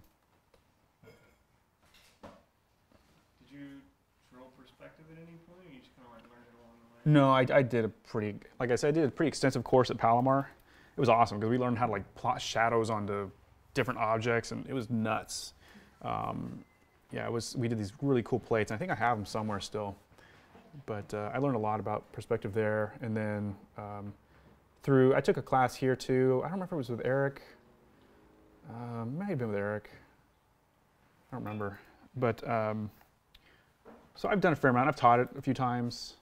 You know, the Marshall Vandruff DVDs are amazing. If you guys haven't gotten those, you should definitely look at those. He makes it very practical and kind of fun to learn. And they're super cheap now too. You can just get the I think they're like $12. dude. When I bought it, it was $150. Yeah. So. It's like a physical DVD. No, You gotta, like, it's just a I think you can download it now. I have the physical You know, DVDs. the $100. Yeah, maybe that was the difference. I would rather have just the download, but $12. But I think it was just the time.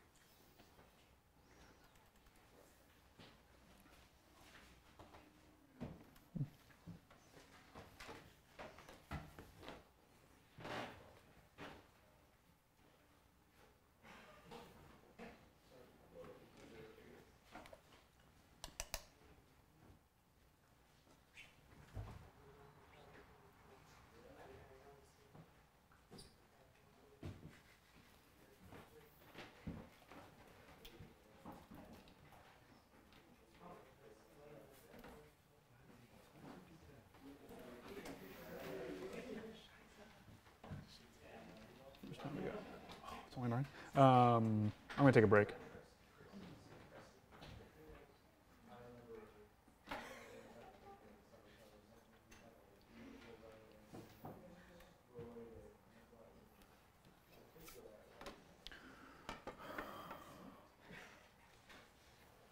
there another question?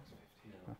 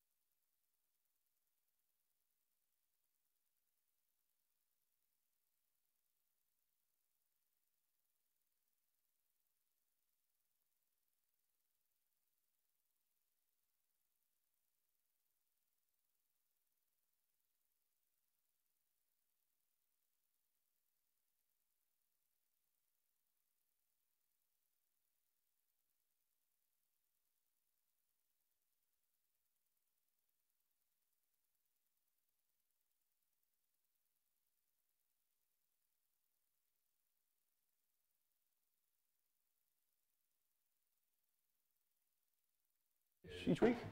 I need to feel everything. And I feel like one of the reasons why I'm here is because Oh. Yeah, totally. It's crazy. It's a really good thing to like learn. I suppose we could have set a model up over here. Of, like someone else. Yeah. Yeah, I'm such a bitch for painting. Like I can't do it for myself. Like I've done maybe a couple studies. All right. Or just like do something, but So let's work on the dragon a little bit, since this is supposed to be a dragon painting class. image. No more foliage painting. I like dragon maroon. So I'm gonna pull up my reference here, see if there's some more I can do. This wing's not quite done yet. That one's awesome. It's like translucent. I don't know if I want to go that route with it.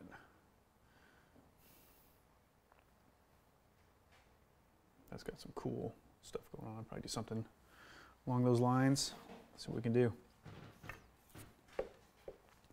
So the dragon's a little bit warmer too, so I'm gonna mix up a new puddle of warmer tones. It's always easier to cool down your warms than to warm up cools. So I like to try to start with a clean brush.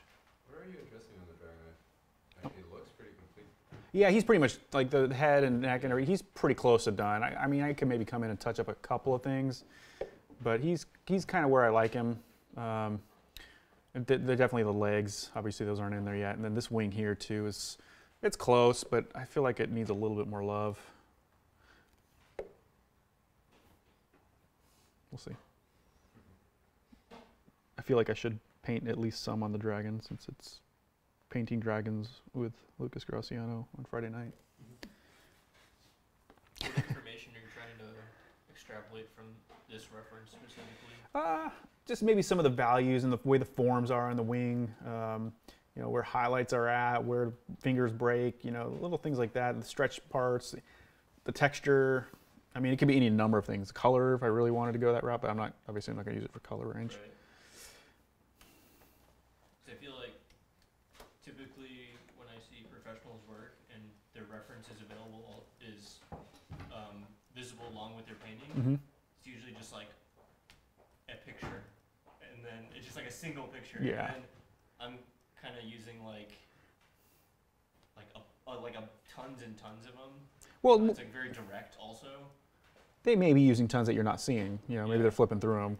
Because usually what I'll do is at home, I've got a big monitor and I use that Pure Ref program, and it has all my reference. So I'll have like one with the character reference, one with the background reference, and so it's all laid out for me. But I definitely like to use a fair amount of reference, just because I like that level of believability. And I feel if you want to get that, you really have to have good reference. What is that program you mentioned? Pure Ref. Pure Ref, I think it's a free program. I think I gave them because you can donate, I give them like $5 or something.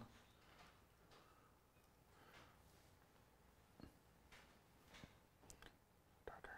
A lot of the information that's on the canvas right now has been possibly derived from just like simple shape, and here's where the light source is. So it would be like light here, dark here, dark here. I mean, yeah, that's kind of like an easy way to say it for sure, but I mean, it gets more complicated than that as far as like, you know, certain value and design choices, and I'm cheating certain things here and there to help for the image sake. So it's not all. It's not supposed to be like a complete rendering. It's just No. it's supposed to be Yeah. an expression of like the wing. Exactly. Yeah, I mean, I want it to look realistic. I want it to be believable. So if someone says, "Wow, that looks real," that's cool. I'm kind of going for something like that. But in the end, oftentimes, you know, what's accurate isn't cool. So it's my job to change those things and make it work.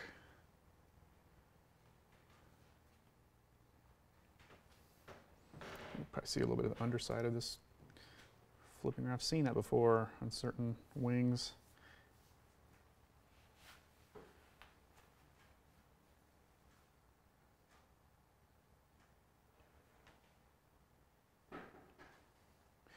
try to keep these edges relatively soft too. I don't know if I want them to be too, because remember, the harder the edge, the more like moment in time it's become. But if I can keep it soft, it gives the illusion of movement. So I like to try to have some soft edges in the areas where I feel like things will be moving a little bit more.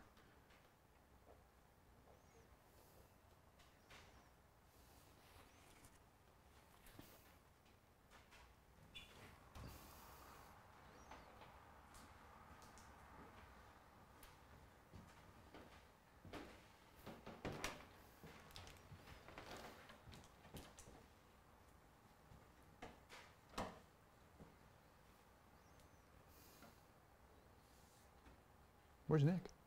Where's Nick? Working? Is he? Yeah. Like working, or just working on his stuff? Working. Lazy Acres. Does he work at Lazy Acres? Yeah. Oh, let's go heckle him. Is that what you guys did? Huh? Did you guys go heckle him? Oh no, I just went out to the convenience store. Hmm. I'm sure he gets enough for that anyway. I kind of regret. Never mind. Yeah, that's better.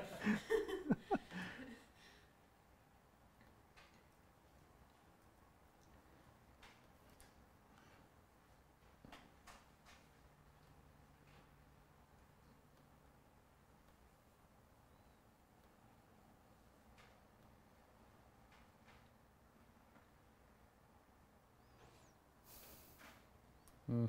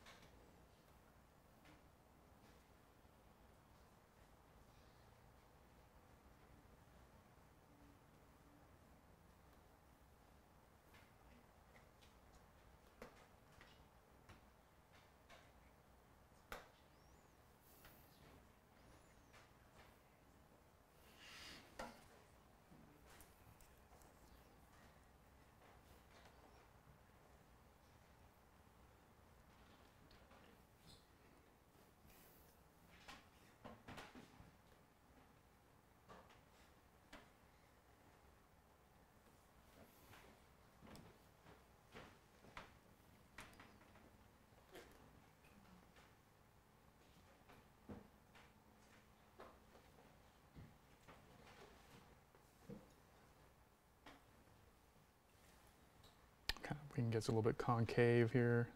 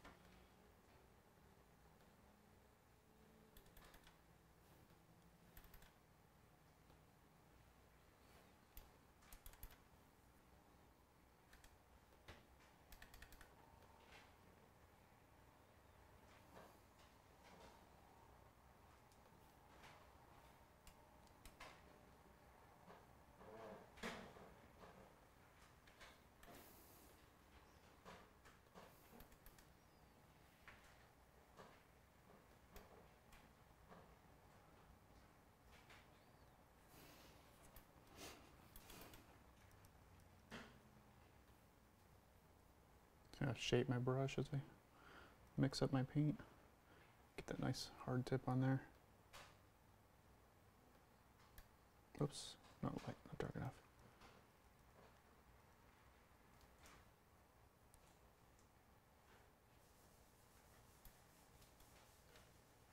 Have you ever worked in a studio with other artists, or always by yourself? Just by myself, yeah.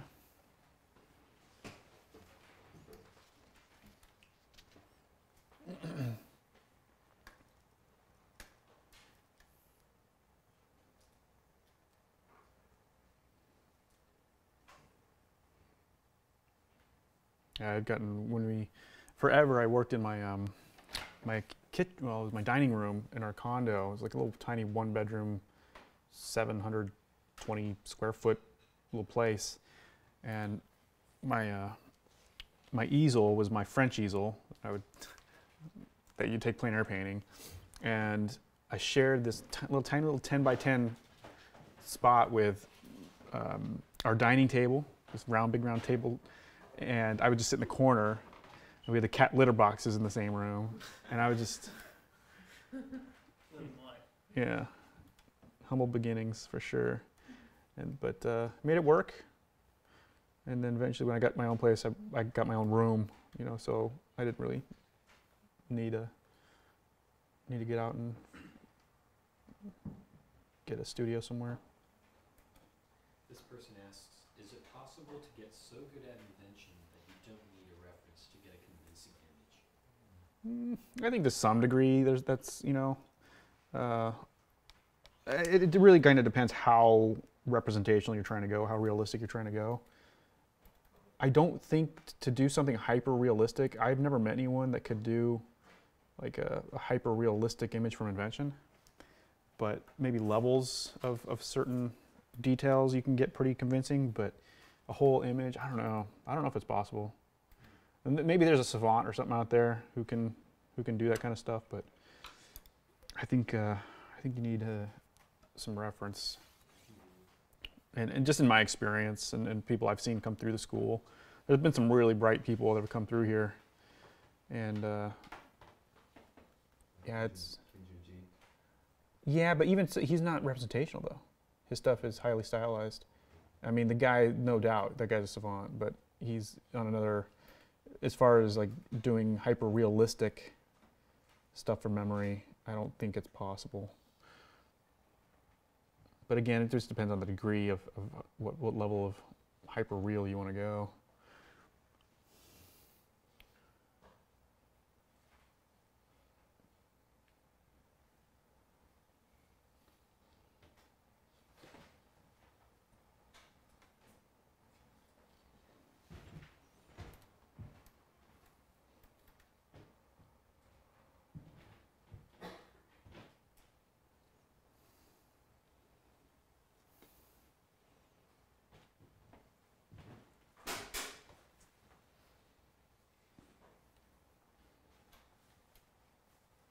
Do you have an organization to like how you mix colors on your palette?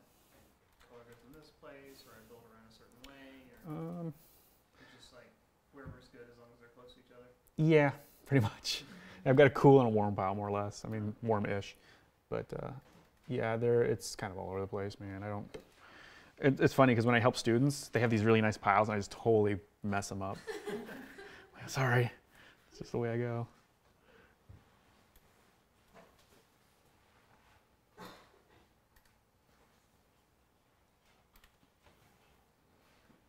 I'm a pretty organized person by nature, so it seems weird that I don't have a method like that, but This is your one place of freedom.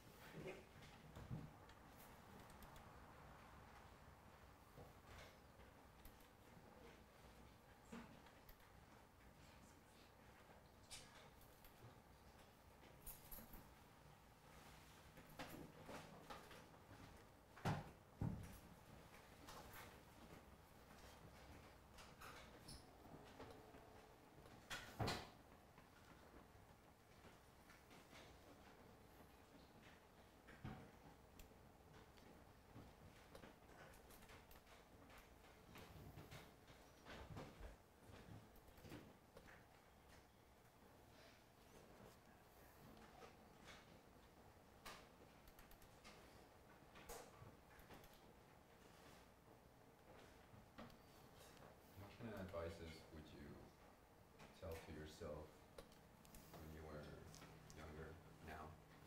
Now? That's like younger painting. What not to do, what to do. That's a good question.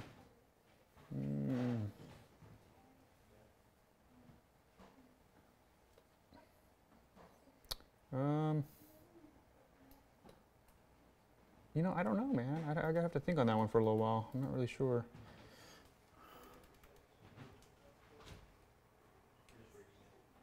Maybe what kind of advice would you give like a young artist? Like why not Coming to up? do bigger paintings? To be patient, you know, work on those skills. It's going to take longer than you probably realize. It's a long haul. You know, most people don't realize that. You know, that's probably something I wouldn't tell myself when I was younger, is how long it would take. You know, because then I probably wouldn't have done it.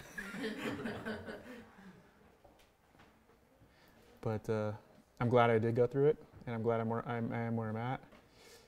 I mean, there's definitely there's a romantic side of being a student too that I totally miss. And that's another one of my goals, is to come in and take class again, or at least be in and do the workshop, you know, drawing from life. Being in the community more is not just a teacher, but as, you know, a student. And yeah, that's something I really miss, is being able to have that. It's tough, man. It's like, you don't know how good you have it when you're in high school, you know? And when you get out, you're like, oh, shit.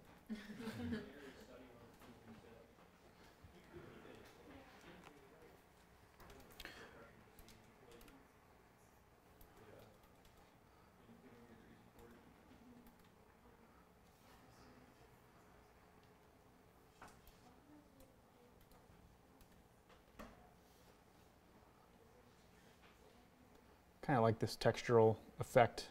It just adds a little more to the dragon, because he's already pretty plain. So I think just getting a little bit of that kind of saturated yellow in there. And I'm basing this off of like this little textures I'm seeing on this bat wing, this photo reference I've got. But it just inspired me to maybe think a little bit different about this wing and what else I could do to it to give it a little bit more oomph.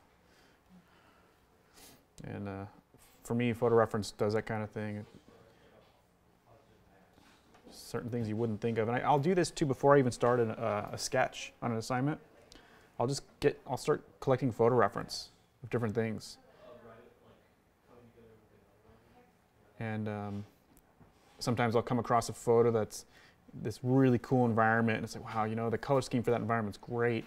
And I want this kind of, you know, feel and mood in the piece. And that's a good starting point. And it's something I wouldn't have come up with on my own if I hadn't done any kind of research.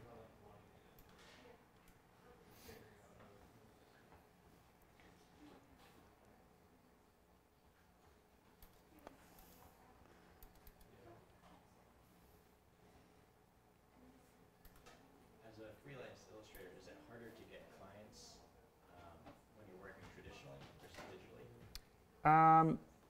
You know, I think if you're good enough, it doesn't matter. I have come across situations where they were looking for a digital artist, and I didn't get the work because of that. But that's far and few between. If you're good enough, in fact, I probably could have done what they needed me to do in traditional. I have a bit of Photoshop background, so what they needed was layers essentially, and I could have done that. Done a traditional piece where I painted the background and then I painted the foreground and then big hodgepodge, you know. But I just decided it was probably best not to take the work anyway. So it kind of worked out for both of us. But yeah, I mean, I don't think it really matters. And like I said in the beginning, I kind of bank on selling original work. That's become a huge ratio of my income through the year. So yeah, you know, if I lose a job or two, I don't think it's that big a deal. At least for where I'm at in my career.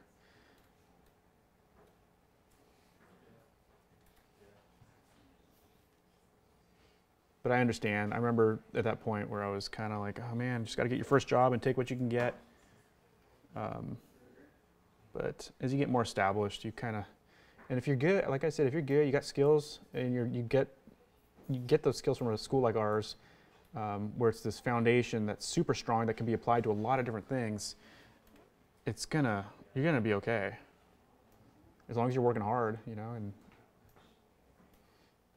But yeah, those foundation skills are you know, invaluable.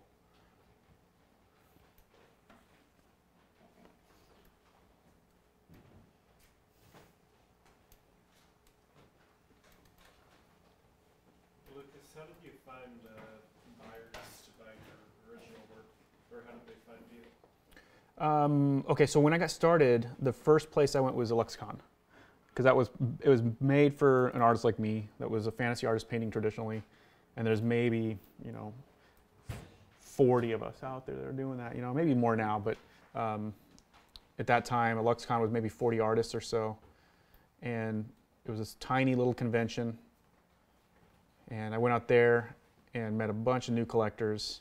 So that's where I started. But most of it now is just done online. There's communities online that you can go to. Like there's a community on Facebook that buys the magic art. You know, it's all about magic. So as soon as that stuff comes up, we either post it there, or even the collectors now, they end up sending an email, hey, do you have this original available? So if you get enough people asking for it, that's when you can maybe auction your painting off. But yeah, those communities are great. Great place to go. The Infected by Art is another good source. It's essentially an online gallery. You can go and post your work there for free. Collectors post their work there, or their pieces that they bought. And a lot of times you'll find them, they'll trade with other collectors. Bless you. Some people are in the market of like house flipping. They buy paintings and then they try to flip them for more later. Has there been a community-driven collectors gallery? Yeah, Collectors kind of get together and. That's what I was saying. IBA is kind of like that. Infected by Art. They have that gallery system, and a lot of collectors put their pieces that they own up there, and they either trade them off or just show off what they've got. Is that what you're talking about? I was thinking more like a live gallery. A live gallery? Oh. Like a place where they would put it off for like a week or something. Well, okay, yeah. There's different galleries around. What's that one up in LA? Remember they have like Nucleus. Nucleus. Yeah, that's what I'm thinking of. So they do something every once in a while. There was one that was starting up a while back. I don't know if it's still around. There was a guy in the Midwest somewhere, and he was starting a gallery like that. He had Donato as part of it, and Vulcan, and a couple other people. He asked me to be part of it too, but at that point, I think all I really had was magic stuff, and it was just selling too quick. I really didn't need a gallery. And not that I think you don't really need a gallery, I don't think. If I have collectors contacting me wanting to buy my stuff, why? Yeah, there's the hassle of that, but also the cut that they take is ridiculous sometimes. So yeah, I mean, I find oftentimes I just if I get enough emails on a piece, I'll just auction off on Facebook. I just do a little private auction, and most of the collectors know who you are, so it's all legit. You know, you don't. Trust system. Yeah, there's a big trust amongst everyone there. So either that, or you get one person that wants it, you know, and you say, oh yeah, I've got it. Here's the price. Most transactions I've had through Facebook have gone smooth. I'd say probably 99% of them. How do you ship your work when it sells, like an original piece? I collect these. I don't collect these. I have these. There's a company called Master Pack, and they're these giant shipping boxes. They come with these foam pads and you can rip out. One of them's perforated, and you can rip out the size of your painting, set it right in, package up. It's just super sturdy. They're a little heavy, which sucks because that adds to the shipping cost, but there's no safer way, I think. And they're kind of expensive, but I just charge a little bit more on the shipping end. I still eat a lot of the cost of the box, but Master Pack. Pack is, I think it's PAK, Master Pack. Yeah, they're not cheap, but when collectors are buying stuff for several $1,000s, you should probably invest in something like that. Yeah.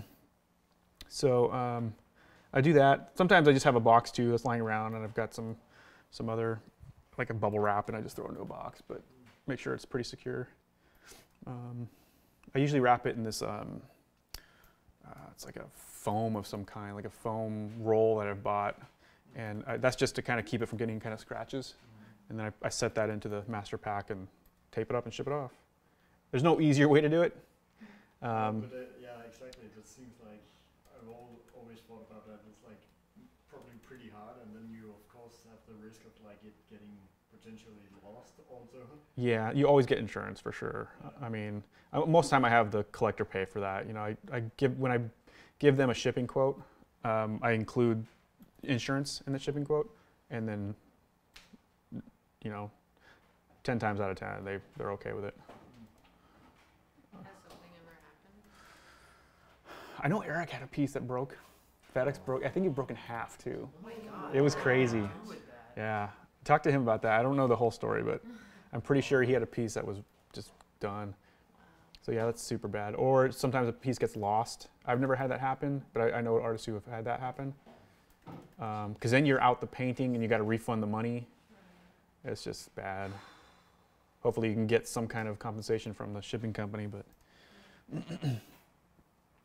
most of it goes pretty smooth.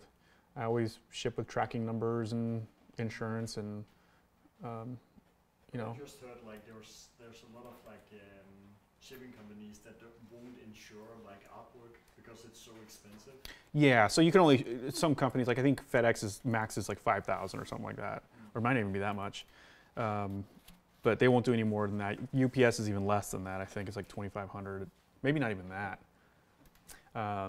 So yeah, it's a risk. It's always a risk, sure. I will oftentimes offer to bring the painting to a show. Like there's a guy in Japan who bought a painting from me, and he wants me to hold on to it until I come out there. He's supposed to bring me and my wife out sometime. So I will just bring it with me in my suitcase and hand deliver it. But there's still that risk, I can't carry that on. It's an 18 by 24 painting that's got to go in my suitcase. Oh, getting thrown around. Yep. You know how those guys are. Yeah.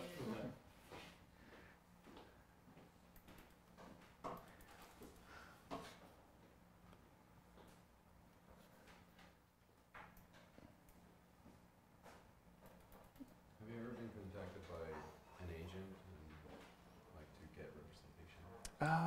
I want to say I have, but I've never taken advantage of it. There's never really been a need for it for me. I don't need that. Most of the time, when those agents are finding like the editorial work or magazine type stuff, that's just, I don't want to do any of that stuff. I've done some of it, and I don't want to do it again. Pays good, but it's just like, you need to have this done by tomorrow.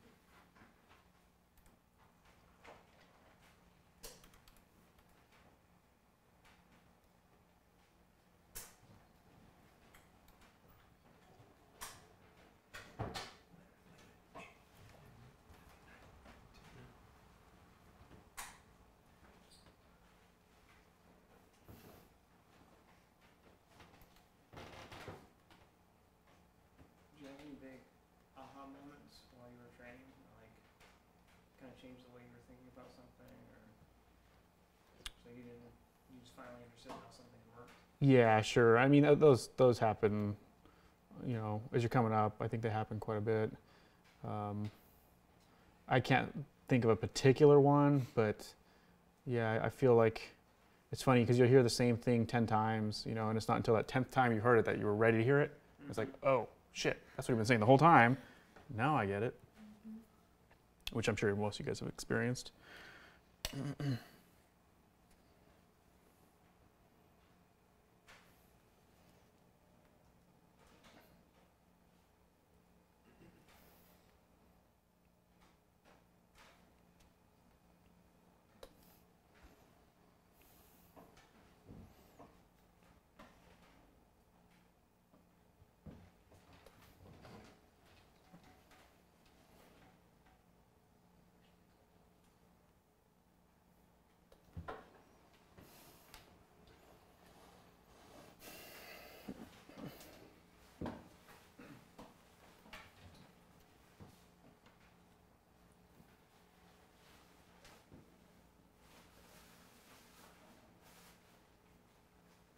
I'm going to take one more quick break here and then finish up. We only got another 25 minutes or so.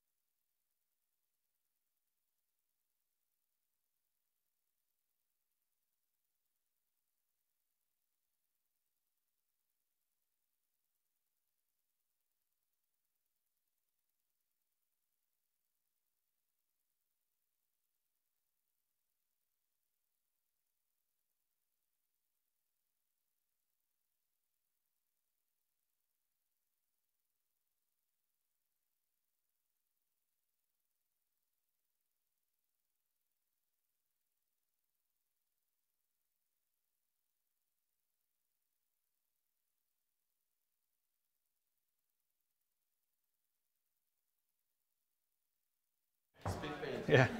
All right. Spit paint. Like Cynthia's. Yeah, Cynthia's a favorite.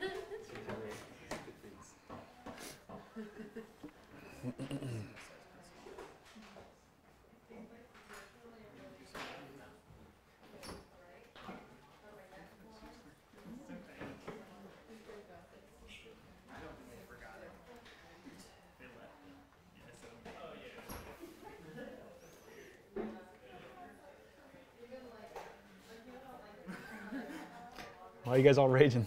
Somebody abandoned this poor tiny girl.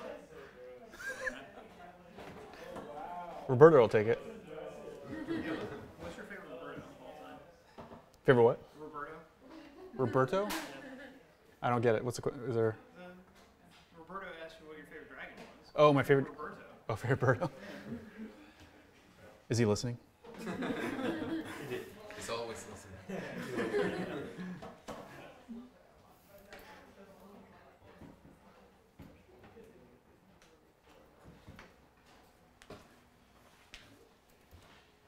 Here's another question. What are the best art competitions out there for fantasy? Ooh. Spectrum's always awesome. In fact, deadline was yesterday, so if you didn't get in, sorry. Did you send me? I did, yeah. Yeah, just because the magic, I have like, I don't know, I submitted like 10 magic pieces. Yeah, well, just because with Spectrum for me, it's like you gotta just throw everything you can at it and hopefully something sticks. It's really a crapshoot, you know, whether you get in certain things or not, because there's so much good art and I don't know, it's so weird. Like one year I submitted a piece and didn't get in, and the next year I submitted it and got nominated for one of the awards. Go figure. Oh, they changed the jury. The jury's always different, so that's the thing. Yeah, I mean, it could be any number of things. So for me, I think just throwing a bunch of stuff at it and hoping at least one thing sticks. That'd be cool. But I don't know. I've been in there every issue except maybe, I don't know, since like what was it, number 14 I think was my first one. I've been in just about every time since. Do you know when they do in the judging process, do they look at names of artists, or just like? I don't think so. Yeah, I don't think there's names. Cool. Yeah, I think it's just, I mean, most of the artists know who they Yeah, are. they You can know? probably tell the style. Yeah.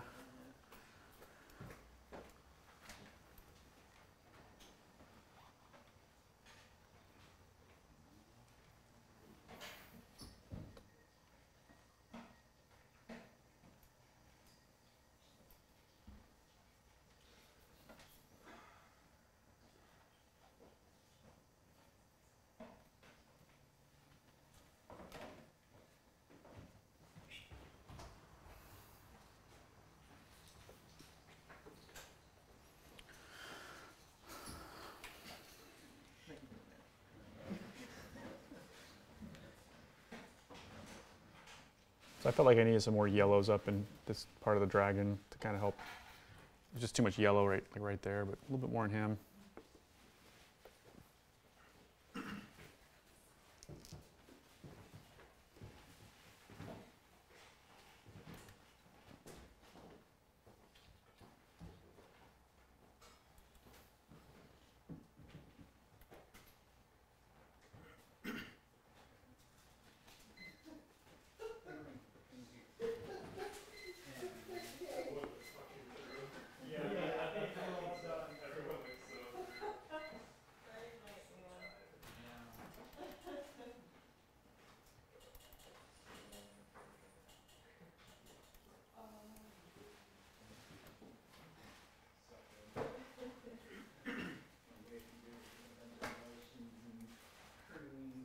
I appreciate all you guys hanging out and watching. It's cool.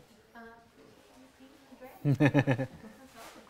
appreciate you painting the trees.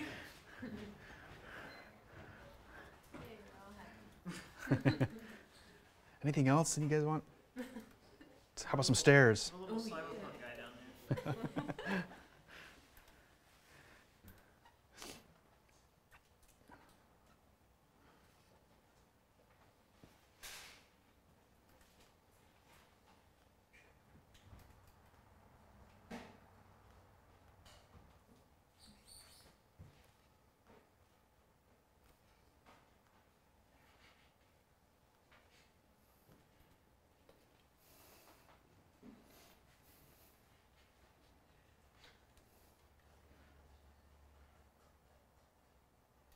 This temple needs some love too.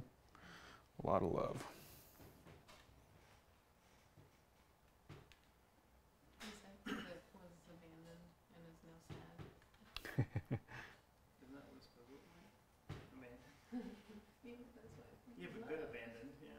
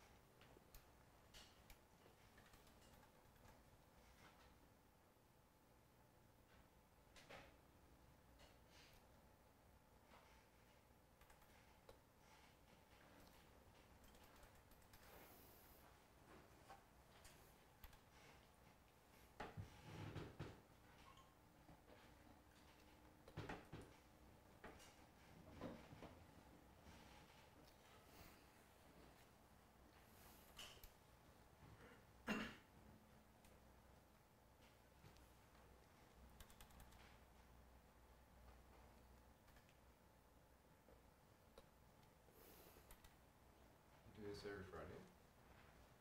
Every Friday? Who, me? Yeah. No. I won't do this next Friday, no. I've got work, man. Like, I'm good for like maybe once every few months.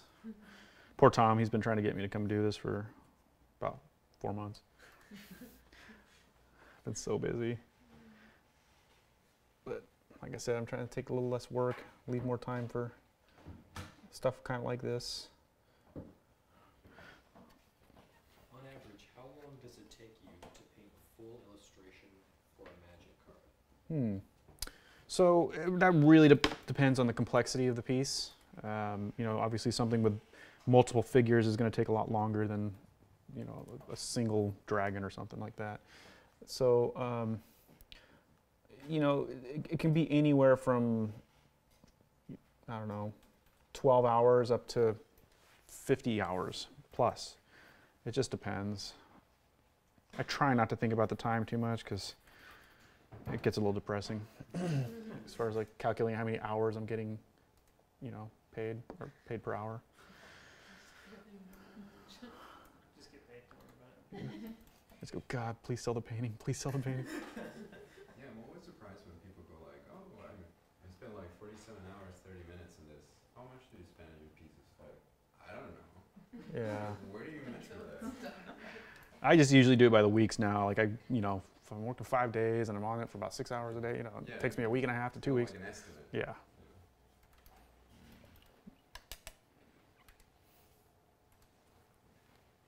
And then sometimes it's like, you know, it can be going really smooth and sometimes it can be going really rocky.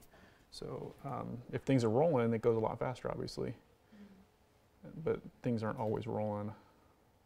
Sometimes I'm fighting something for a while until I get the right look. After you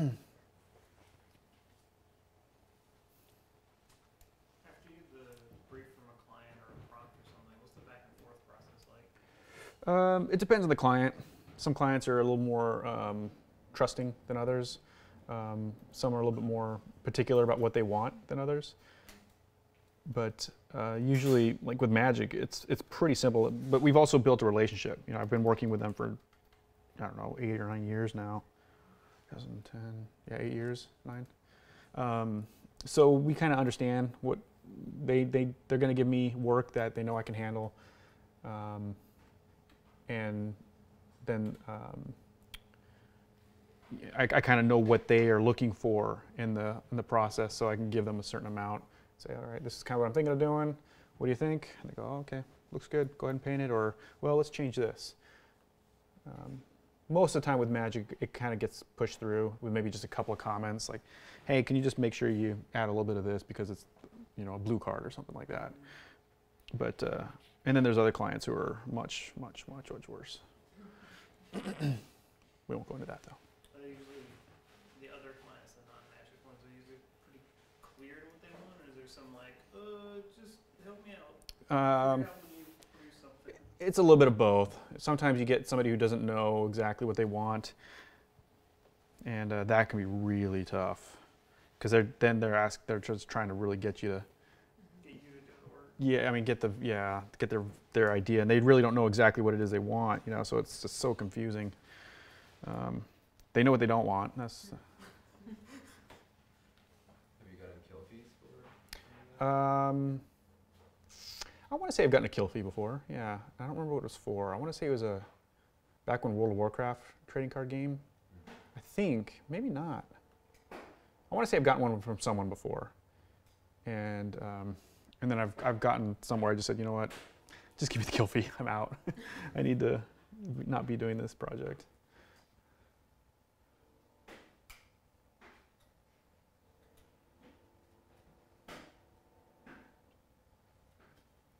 Or sometimes I pawn off the work onto Eric, which I have done. I said, Eric, I don't have time for this. You take it.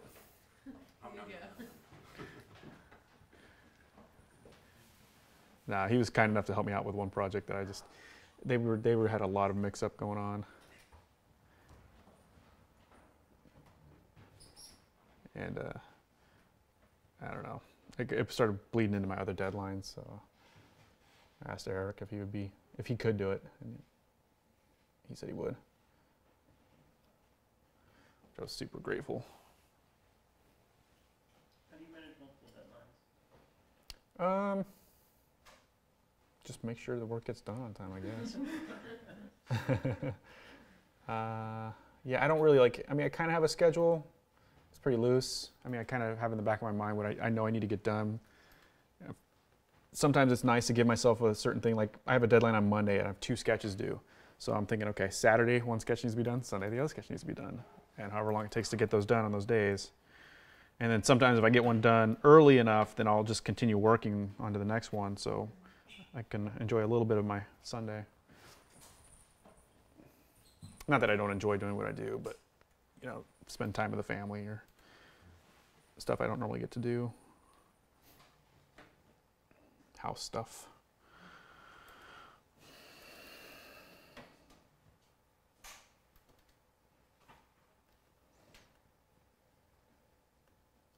But I try not to anymore. Like I said, I'm going to take a lot less work this year.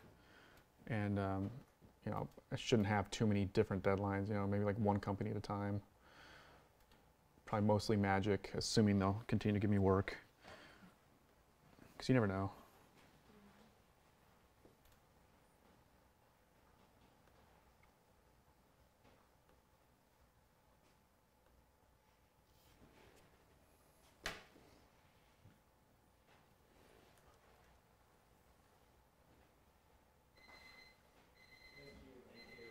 Woohoo, are we done?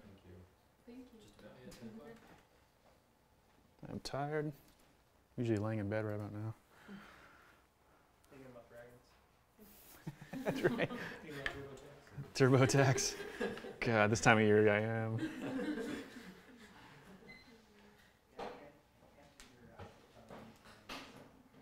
Thanks everyone. I appreciate you hanging out and asking questions, and everyone online too. I appreciate you guys joining in. Thank you. Yeah, you're welcome.